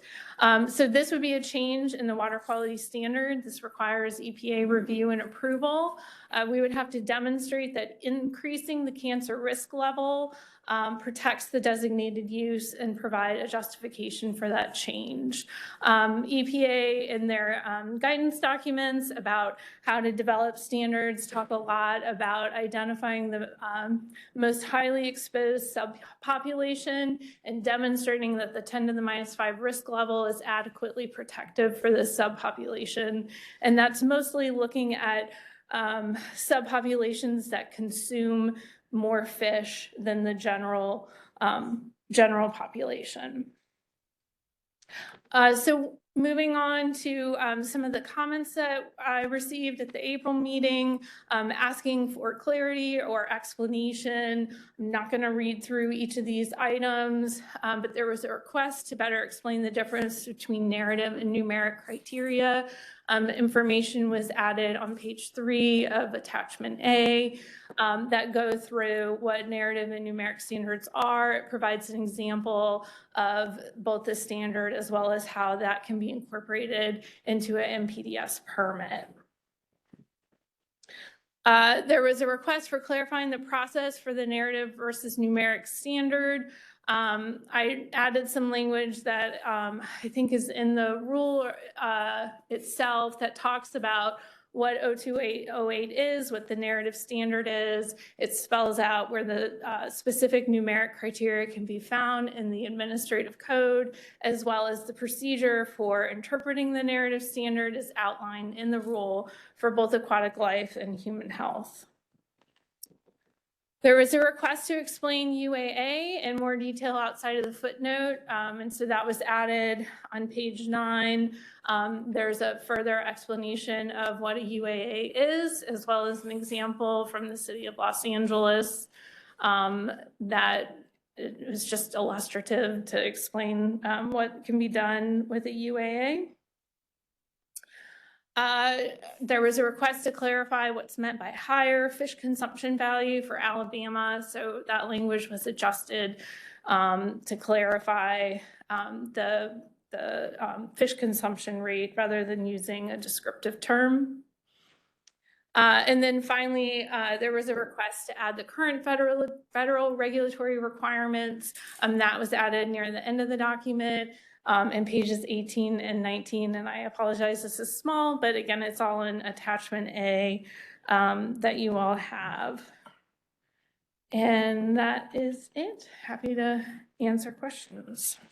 First of all, Karen, thank you for bringing that format where questions are answered of the previous meeting on the same subject matter. Absolutely. Really, really appreciate it. That helps the committee so much. Sure. Any questions? Commissioner Bumgarner? Yes, permission for a series of questions, Mr. Chairman. Slide 5.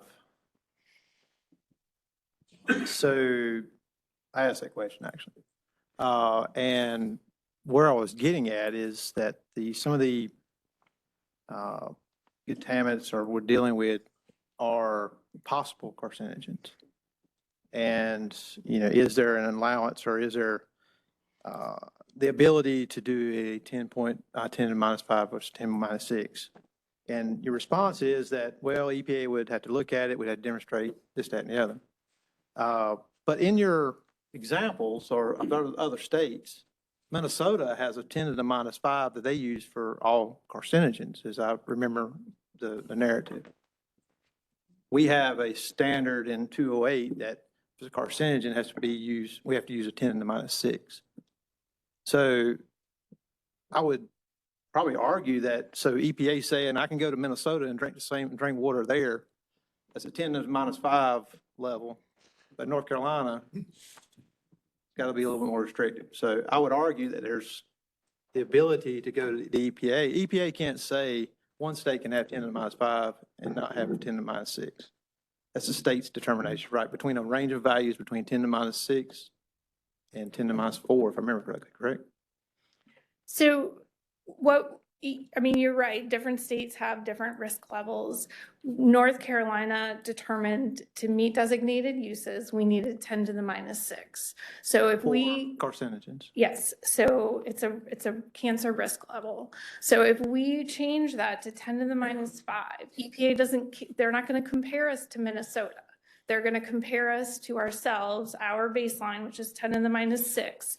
So we're going to have to explain to them why 10 to the minus 6 was needed when the rules were adopted and why that's no longer needed to protect the designated use. So why the risk level can be increased to still protect the designated use. So they're going to compare us to our existing regulation. They're not going to compare us to Minnesota. Agreed if we change carcinogen.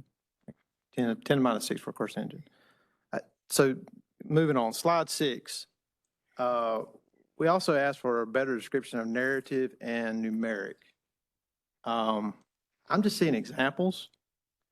I mean, which one applies to APA? Doesn't numeric have to go through APA and narrative doesn't? How does that derive? And I'll grant you, 208 is deficient in that. Because if you read the last paragraph of 208, it says narrative and numeric, you do this. So how, if the department could explain what the differences is, what processes you go through to do a narrative standard versus a numeric, that's what I'm looking for, not necessarily examples. And I'll grant you, I can't find it in rule anywhere. So, but there's got to be a process the department has of how you apply that, correct?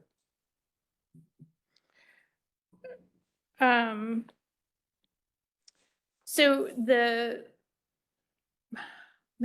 I'm not sure I understand the question. So the narrative standard has been adopted by the EMC, has gone through the rulemaking process. And so there's a translation from when you have a narrative standard to getting an effluent limit for a permit. So in 0208, there's a narrative translator that shows how to calculate it. And that calculation has been through rule. So maybe maybe I haven't answered your question because I'm not sure I understand. Pull up 0208. It talks narrative, and I can't talk, it's getting late. Narrative and numeric in the rule. And then it says, I don't know, Karen, 4 things that you have to do and go through that process. There's no distinction between how do you go to one? Why are you using one versus another? Why are you using narrative versus numeric? What is the process to go through establishing a narrative standard versus a numeric standard? And I think this report needs to show that. I'm not really asking for an answer now. I think this report needs to show that. I'm asking for an answer, but this report needs to show that and distinguish that, because this is a General Assembly asking for the EMC's response on 208 and narrative versus numeric. We need to describe what it is. Go for it. Yeah. Good afternoon. This is Chris Ventolaro with Division of Water Resources and Water Quality Standards Coordinator. So I think kind of like there's a couple of different things that when we kind of casually throw the term narrative standard around, in a sense, there's a few different kind of nuances to what we're talking about. As Karen mentioned, the narrative standard itself is the rule language that appears in the 0208 rule. And as you mentioned, Commissioner, that the language provides kind of directions to say the narrative statement is basically saying that, you can't have toxics in amounts that will impact the uses. And from there, it goes on to say, in order to interpret that narrative statement, it provides directions for how to calculate what we call derived numeric criteria that are then used to develop permit limits. And to get a little bit at like, when do you do that? it would basically come down to, or what it comes down to is if in the process of the NPDES permitting of a facility, if they determine that there's reasonable potential through their established processes, that a particular substance that we don't have an established standalone numeric standard in the rule for, if they determine that a particular substance will be at such a concentration that it would impact the uses, then that translation procedure is utilized to basically apply that narrative standard of, paraphrasing, no toxics and toxic amounts. So I hope that helps. It needs to be explained better. Yeah. I understand it goes from qualitative to quantitative. How do you get there? If you're going to develop a narrative standard, how do you get there? So you go to Richard, say, Richard, man, we got a problem down at this location. We need a narrative standard in order to make this happen. As I guess, and I've heard, I haven't seen this in rule, Richard, maybe it is, director has the discretion to set a narrative standard. Is that correct? The language in 0208 just says what must be done to calculate, to basically determine what those permit limits will be. So that goes through full APA, through the commission with a narrative standard. The narrative standard, again, is the language that's in the 0208 rule, which including the translator mechanism, which shows you how to calculate all of the narrative, the numeric derived criteria. That has all been through rulemaking and has all been through the APA procedure, has been approved by EPA. The rule has. The rule and everything in the rule has been approved by EPA and it's gone through the APA. So everything in that rule, what that rule directs to do, has all been gone through the rulemaking process and is approved for use. So from there, NPDES permitting might say, hey, we have the potential, there's a reasonable potential for this particular substance. We don't have an existing standalone numeric standard. We need, in order to determine what the permit level is, what the discharge limit would be, we need a numeric value from this narrative standard. So from that point, you just go to the narrative standard and you follow the process that's described in that standard to derive that numeric criterion that NPDES could then use in their permitting process. You understand my confusion? The last sentence of the first paragraph in A says the narrative standard for toxic substances and numeric standards applicable to all waters shall be interpreted as the following. Mm-hmm. Saying both shall be interpreted as the following, as in is that the only process laid out in rule to interpret between the two? I'm not quite following where the distinction is that you're making. I don't know exactly how. I think he's asking, what's the difference in there? No, ma'am, not yet. No, I'm gonna let the I think he's director. asking, what's the difference in deriving a numeric standard or a narrative standard? Yes, that's what I've been trying to express. So it's. Yeah, so I think the process as far as the calculation is the same. So if it is a value that's codified in 2B 0212, 1214, whatever, the calculation is the same. So there's not a different process for calculating a value that's in the water supply rules or that is a narrative translated value that's used in an NPDES permit. It's the same calculation.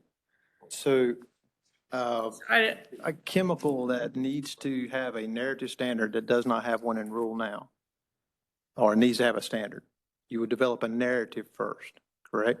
No, the narrative standard is in the rule. We don't develop a narrative standard. The narrative standard is no toxic substances and toxic amounts. What we do is use the translator that is also in rule to calculate a value that can be used in a permit. So if you look through the example on the slide, it's not 0208, but it's a very similar process. This was a permit that had an issue with color. The standard is a narrative standard. Only such amounts as shall not render the waters injurious or adversely affect or the aesthetic quality. How do you put that in a permit?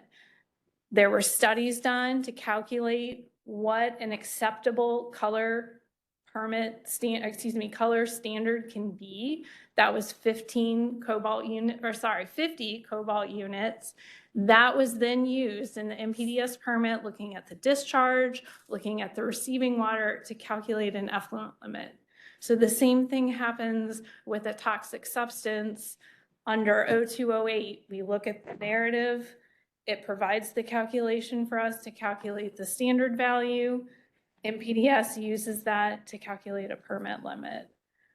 So Am I correct in asking, at this time, would this be used with PFAS and the 1.4?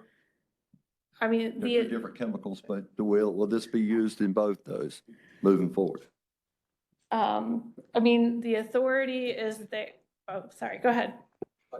I think the process to derive a number is, but I think our process coming through the commission is to do a numeric value standalone standard through the commission. Does that help? I'll default my time to Commissioner Tweedy. Can I try? Commissioner Twitty, Let me try. committee member Twitty. Let me try. Oh, dear. Who decides when a narrative standard needs to be initiated? So NC State goes out and collects a water sample. There's some unknown chemical that's now been identified. Somebody says, hey, something here is interesting. Then that elevates eventually to be like, ooh, that's really a problem. What triggers the decision that the narrative standard that you've described there's a process? Who decides when that kicks in? Yeah, so most of the time, Chris is going to correct me if I say this wrong. Most of the time it is from MPDS. So they go through a reasonable potential analysis to look at their effluent, if it's a new discharge usually, sometimes when it's an expanding discharge, they look at what the different constituents are. And then if there's no value in 02, 11, 12, all the rules that are listed in one of the other slides, then they talk to our staff and say, there's a reasonable potential, we're obligated under the Clean Water Act and the MPDS rules to have limits. And so they ask us to evaluate in using the narrative standard to calculate a value. There are times where we can't because there isn't the research available. I think the other times that comes up is in some groundwater contamination sites.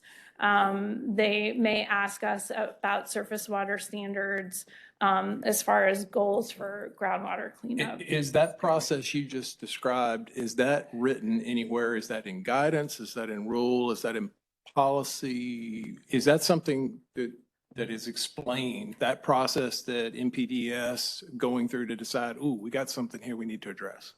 So Julie's not here. She would answer much better than I would. So I'm going to defer. Okay. Am I getting to your question? Yeah, and that's what I'm asking. Okay. Great question. Okay. I mean, I honestly have read over 208 several times.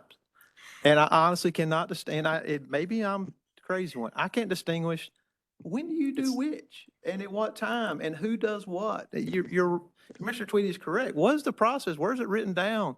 And I think that's what, I may be wrong, but I think that's what some of this legislative direction is explain it so the average person can understand how this works. Clearly, this is Sushma Masemore, Assistant Secretary for Environment, and I'm stepping in for Julie. Julie is unable to attend. So I will do my best. I realize this is a source of massive confusion, massive misunderstanding, and we are not doing a good job in explaining. And you know, I'm owning that, and I think Richard, Julie, all of us need to work towards this. So let me start from a layman's perspective.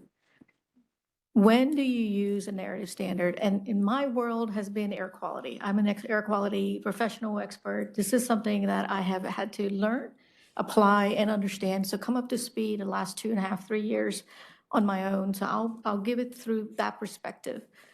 When does a division of water resources use a narrative standard? We're in a new era right now. We have a situation where emerging contaminants are being found in water, in our drinking water, and they're being found in our surface waters, and they're being found in our groundwater. So those measurements data, you heard earlier that EPA's UCMR3 told us that 1,4-dioxane is a contaminant. It is a pollutant that EPA has done extensive analysis back in the early 2000s.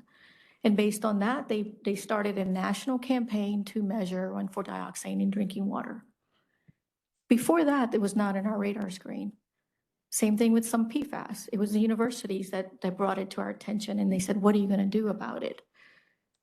So once you detect it, there's that exposure component in a human risk analysis. Are you being exposed, and what are you exposed to? The second question is the contaminant toxic? Does it cause negative human health effect? So you could be exposed to, color from chalk, and it may be completely fine. But when you're exposed to drinking water where there's 1,4-dioxane, there is already existing literature from EPA, from other countries, and we just produced a report to the legislature that does a contemporaneous review of what that exposure level means in our human bodies over a lifetime. So now we have exposure levels and we have toxicity information. The toxicity information, at least in the US by EPA, is characterized as a reference dose or a cancer slope factor. The reference dose is usually provided as a level at which, above which there would be human health effect, and that's usually for non-carcinogenic compounds. For carcinogenic compounds, it is the cancer potency factor or the cancer slope factor. There's a lot of confusion and disagreement as to whether to accept that cancer slope factor for a given contaminant, but I'm just giving you what we know thus far.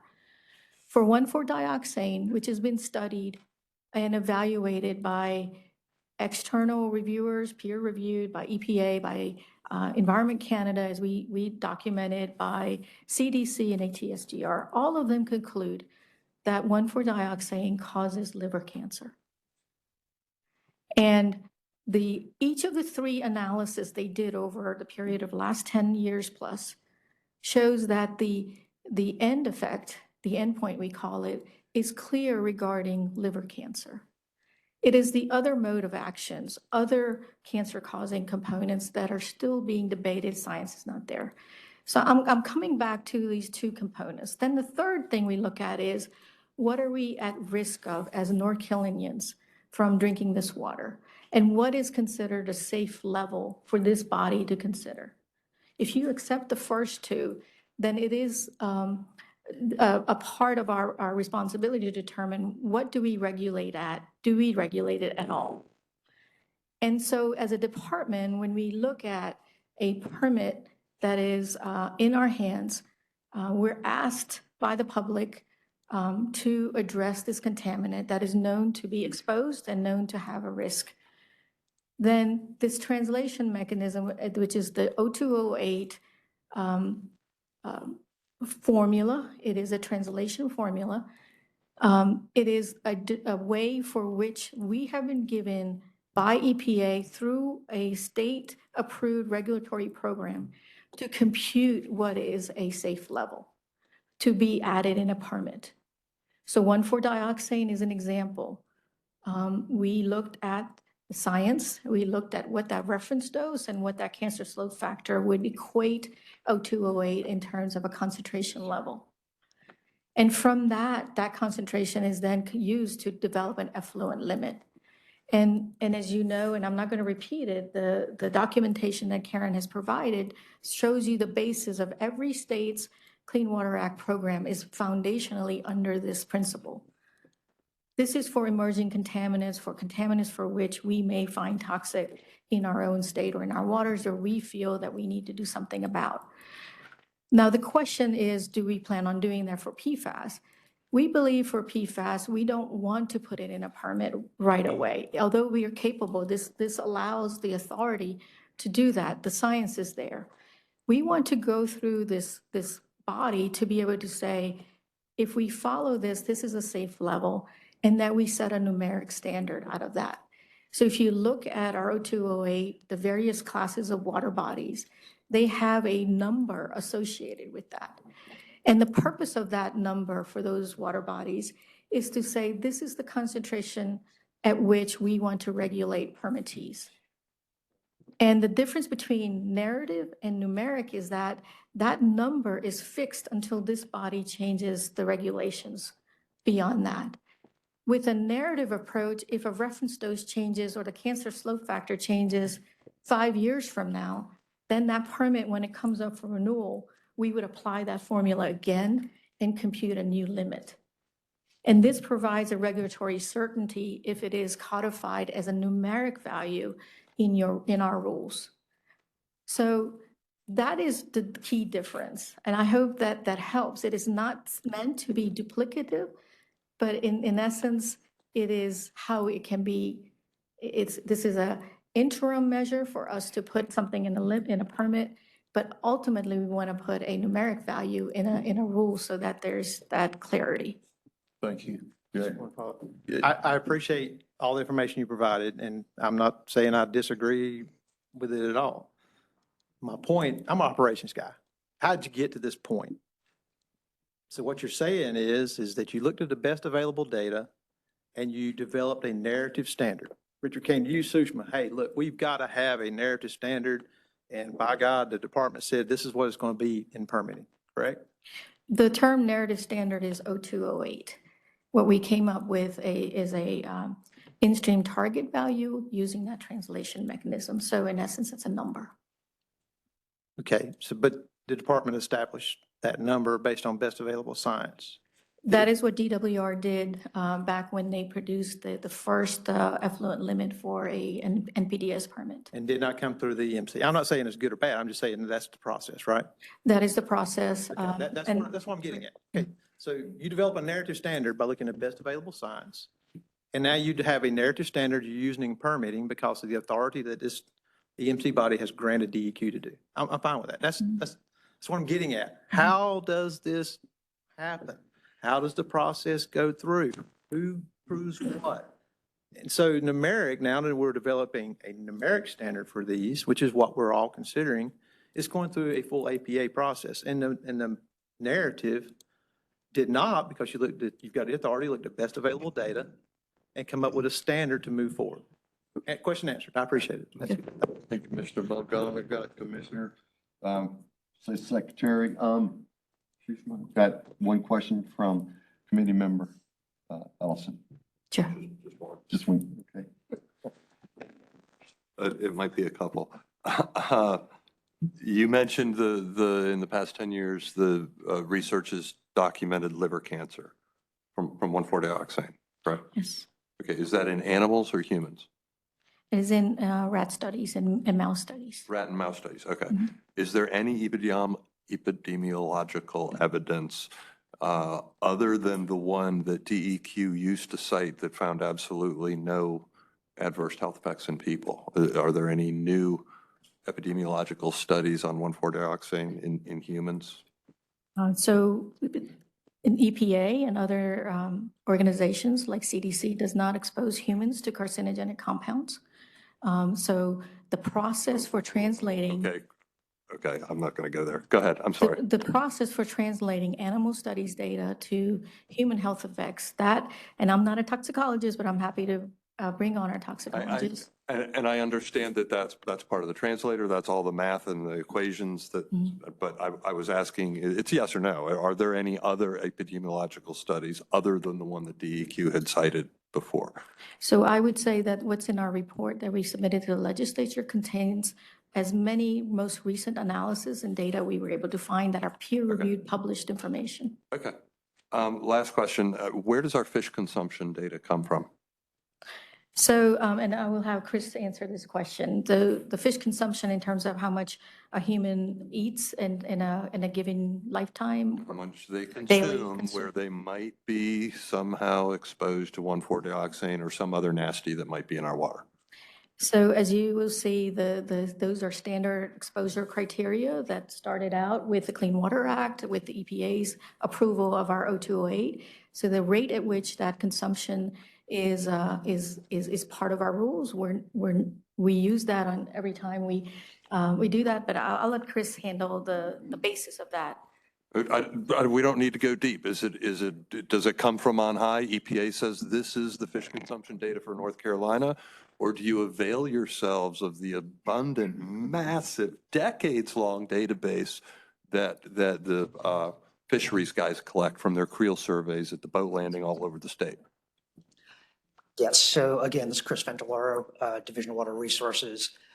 So the fish consumption rate that's currently in Rule 17.5 was based on the previous EPA recommended exposure factor or fish consumption rate.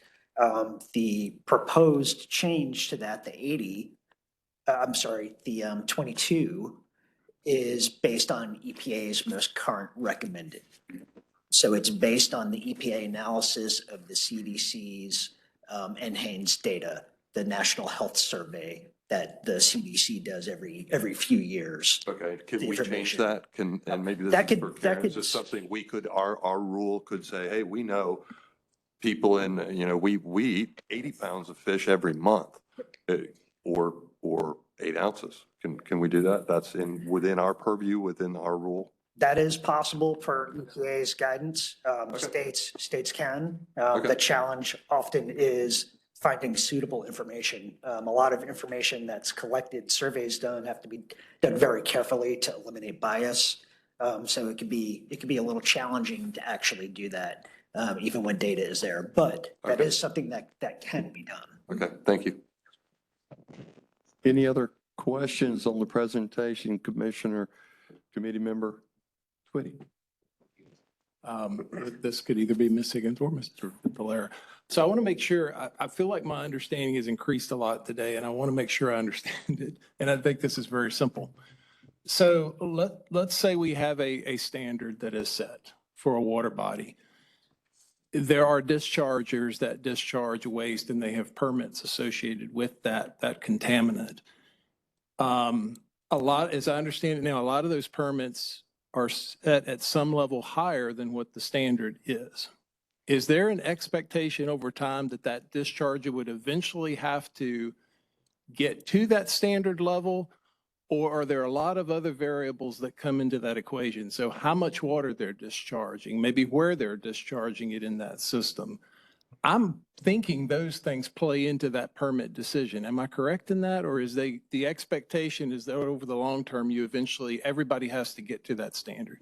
Yeah, so no, every permit is a snowflake. It's its own unique thing. So you look at the standard, you look at the volume of the receiving water body, and you look at the volume of the discharge, and they use that to calculate the effluent limit. So as the plant expands, as water flows change over decades, those things can influence effluent limits as permits get renewed. But the effluent limit is designed so that when the discharge in the water, the receiving water still meets the standard.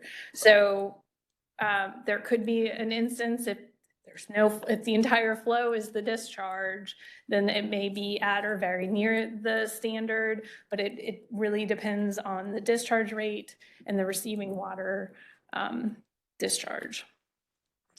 I think that's an incredibly important point that I don't know that I fully realized over the last week or so. There's been some critique about, well, if we set the standard here, then our discharge is going to have to hit that. That's impossible. It's going to be so costly. But if I've only got a garden hose discharging into the Yadkin River, I mean, that concentration can probably be whatever it's going to be, and it won't have any effect downstream. So those other variables you've just confirmed come into play and are part of that decision. Yeah. Okay, thank you. Any other questions? Commissioner Drake? May I ask Ms. Higgins and Assistant Secretary Mazemore if my attempt to expand on what you're saying is correct? The decision to take the translated number that's derived through the narrative standard, to change it over to a numeric standard is it correct that it's driven in part by the prevalence now of this chemical in our state's waters, that is the number of potential sources that are occurring across the state, not that we are just focusing on one particular facility. For example, we have a criterion for silver. So there was really only one or two facilities in the whole state that were generating that as part of their production process probably. It's very isolated. But we're finding now that 1,4-dioxane, because it's pervasive, it's appearing in a lot of places. We have potential for it being discharged multiple places. By codifying it and locking that number in, as Assistant Secretary Mace-Moore said, and not having to rely on potentially changing RFDs over time. By locking it into a number, it gives more certainty to the larger number of facilities that are facing this chemical and having to make decisions now. Does that help? Does that help make the case for a rationale for moving from the narrative-derived number and locking it in as a numeric standard? Yes, it does. I'd correct on one thing, and that is, so far, we have not seen an increase in number of sites that may need to look at 1,4-dioxane. So far, I think, as I've asked the staff this, we're looking at perhaps less than a handful of sites. That needs a close look. And perhaps, and we haven't really looked at cleanup levels, but right now, for surface water dischargers, we're looking at a handful of sites where known 1,4-dioxane discharges, their concentration of discharges may require reasonable potential analysis to set an effluent limit. And so it is a smaller universe. And by putting it as a numeric standard, we're providing, number one, clarity, and number two, certainty, so that, let's say 5 years from now, there's another study and there's an update to scientific information, the permit engineers will be using that information to calculate a new concentration. Thank you. So I hope that was helpful. One follow-up question, and then we need to move forward.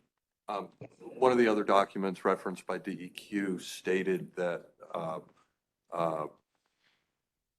that 1,4-dioxane does not bioaccumulate, that it rapidly breaks down in the human body and is passed in urine. Is that still the general scientific consensus? If I may I call our toxicologist, Franny Nielsen, who led that work?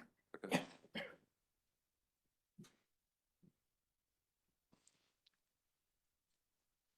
I mean, it's just a quick yes or no, and if it's different, if it's not yes, that's still the case, then just send us a link to a research.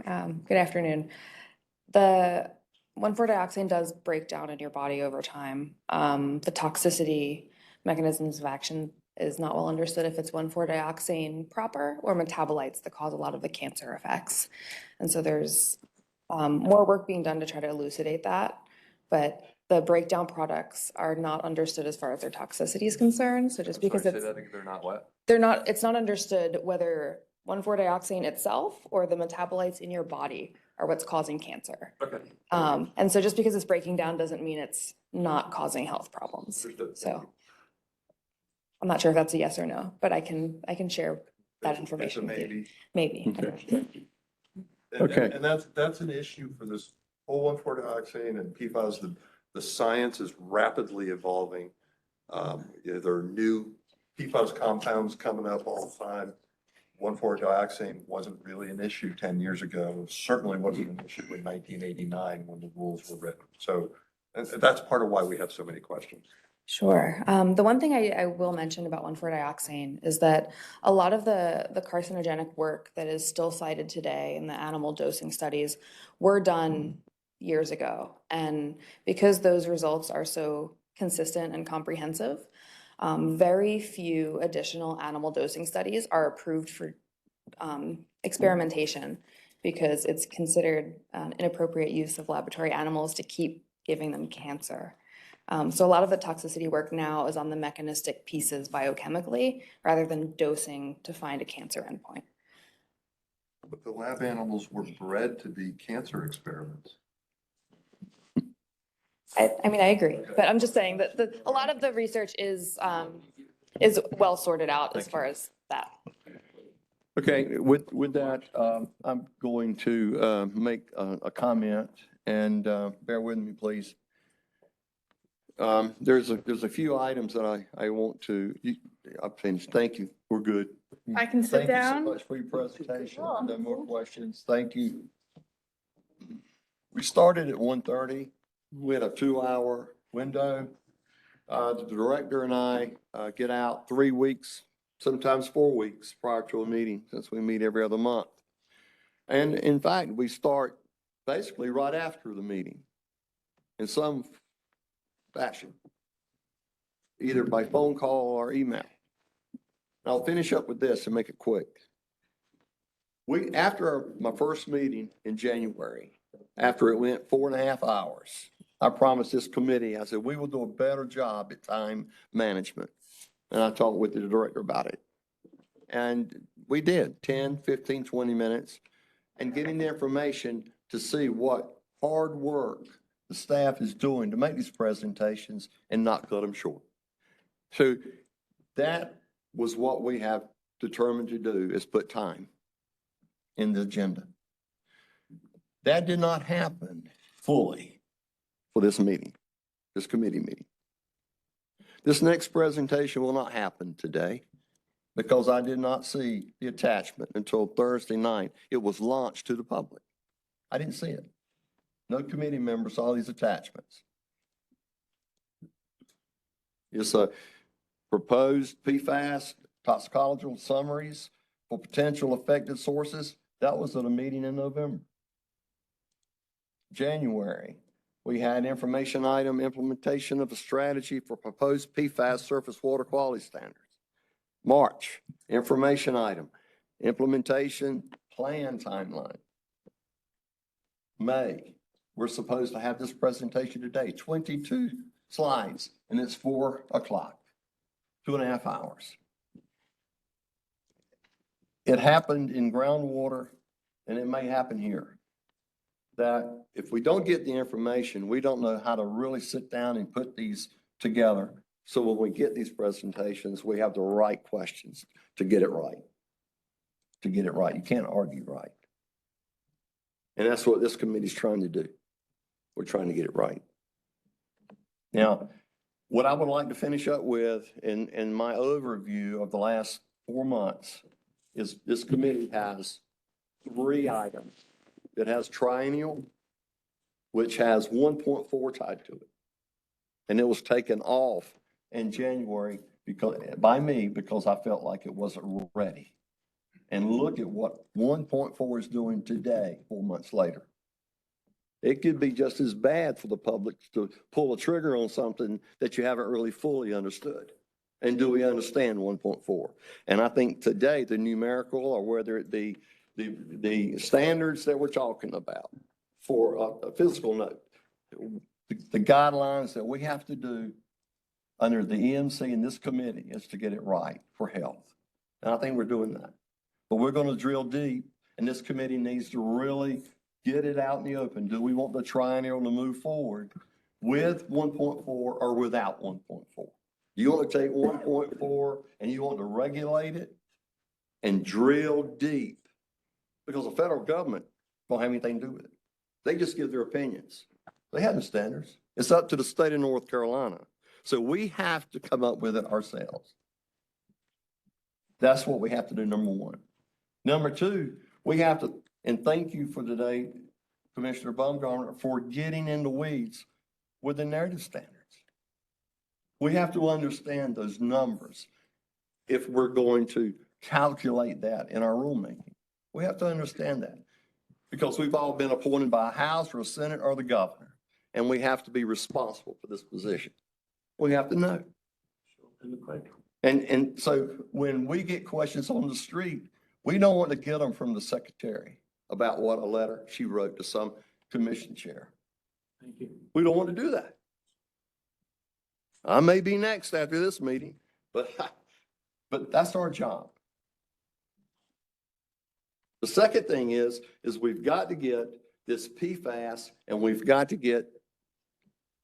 dive deep. And I think we're starting that process. I heard from Deputy Secretary Schuschman, I think, a year and a half, 2 years. She stood up here and said, this is going to be a long process. And I was sitting right over there with Chairman J.D. Solomon. It's going to be a long process, and it is. So the PFAS piece, the narrative standard, the numerical standard, I want to let you know that I would like to get with the director, I would like to get with the deputy secretary, and I would like to, the vice chair, to get together before our next committee meeting, and let's start getting in the weeds. Because we have to make a decision on the triennial. I want to get the statutes, what the General Assembly wants us to do. We have to get that out first. They're in short session. They want to know. There's people asking questions. This is a very, very important commission. Not that the others aren't, but this is a very, very, tomorrow we'll have our EMC meeting. There's a lot of discussion here. Thank you for your time. Takeaway is that we are 35 minutes later than I promised we would be, but we've covered a lot of things today. Thank you for being patient. Any director's comments before we leave? Thank you, Mr. Chairman. I will tell you, we stand ready to work with you and the committee. I think your point is well heard about materials being posted as well. I also want to state that staff and I stand ready to continue to work on the narrative study and need your input and want the input and feedback that we need to do to work this thing through. So we're looking forward to continue to work with y'all on that as well. Thank you. Any committee member comments? Commissioner, committee member, Dearhead. Thank you, Chairman Keene, and I appreciate your consciousness about the time management. I've been there myself, I understand, and it's a work in progress to always find the right way to budget, not knowing how many questions are going to come up from the members during and after the presentation, so thank you for that. You're welcome. I will ask you, since I understand that the surface water standard rulemaking presentation is available, but we got it at the last, or was available, but we were going to get it at the last minute. It was to be determined 4 weeks ago, 3 weeks ago, and 2 weeks ago, and it was fulfilled, I think, Thursday and launch, and we just didn't have the opportunity to get it out. So does that mean that we will hear it in July and act on it in July? Absolutely. Thank you. Absolutely. Getting ready to adjourn. We have 2 members aren't members, committee members, vice chair. Okay, thank you. Commissioner Robin Smith. Nothing much. I do think some of that last discussion would have benefited from perhaps a couple of very simple answers. And one of which is that the reason you start looking for a narrative standard on an NPDES permit is because the Clean Water Act requires the state, as the Clean Water Act permitting agency, to develop effluent limits for pollutants that may have the potential for impact on water quality. And you heard, I think, the staff refer a couple of times to reasonable potential, but I think it's helpful to know the reason we look at reasonable potential for impact is because the Clean Water Act requires us to do that. We have to set effluent limits when we see a new pollutant that has a reasonable potential for affecting human health and the environment. And the difference between the narrative standard, which is in the rule and has long been in the rule, and a numerical standard is the difference between an equation in the rule and the answer to the equation. In effect, the narrative standard sets out the calculation, how the calculation is to be done. 0208 says you apply that calculation if no numerical standard has been adopted in the later rules. So there are a couple of, I think, things that could have been clarified as we went along that might have been helpful. Thank you. Commissioner Chairman Solomon, would you like to have anything to say before we adjourn? Not a word today. I understand the reason that we are doing what we're doing. I'll only ask, what is the process to get from to narrative, to numeric? That was only what I was asking. And so the reasons, I got it. It's rule, it's law. Only looking at process. And I think that's what the General Assembly is looking as well. Thank you, Commissioner Bumgarner. If there are no other comments, we stand adjourned. Thank you so much. Be safe going home. Thank you.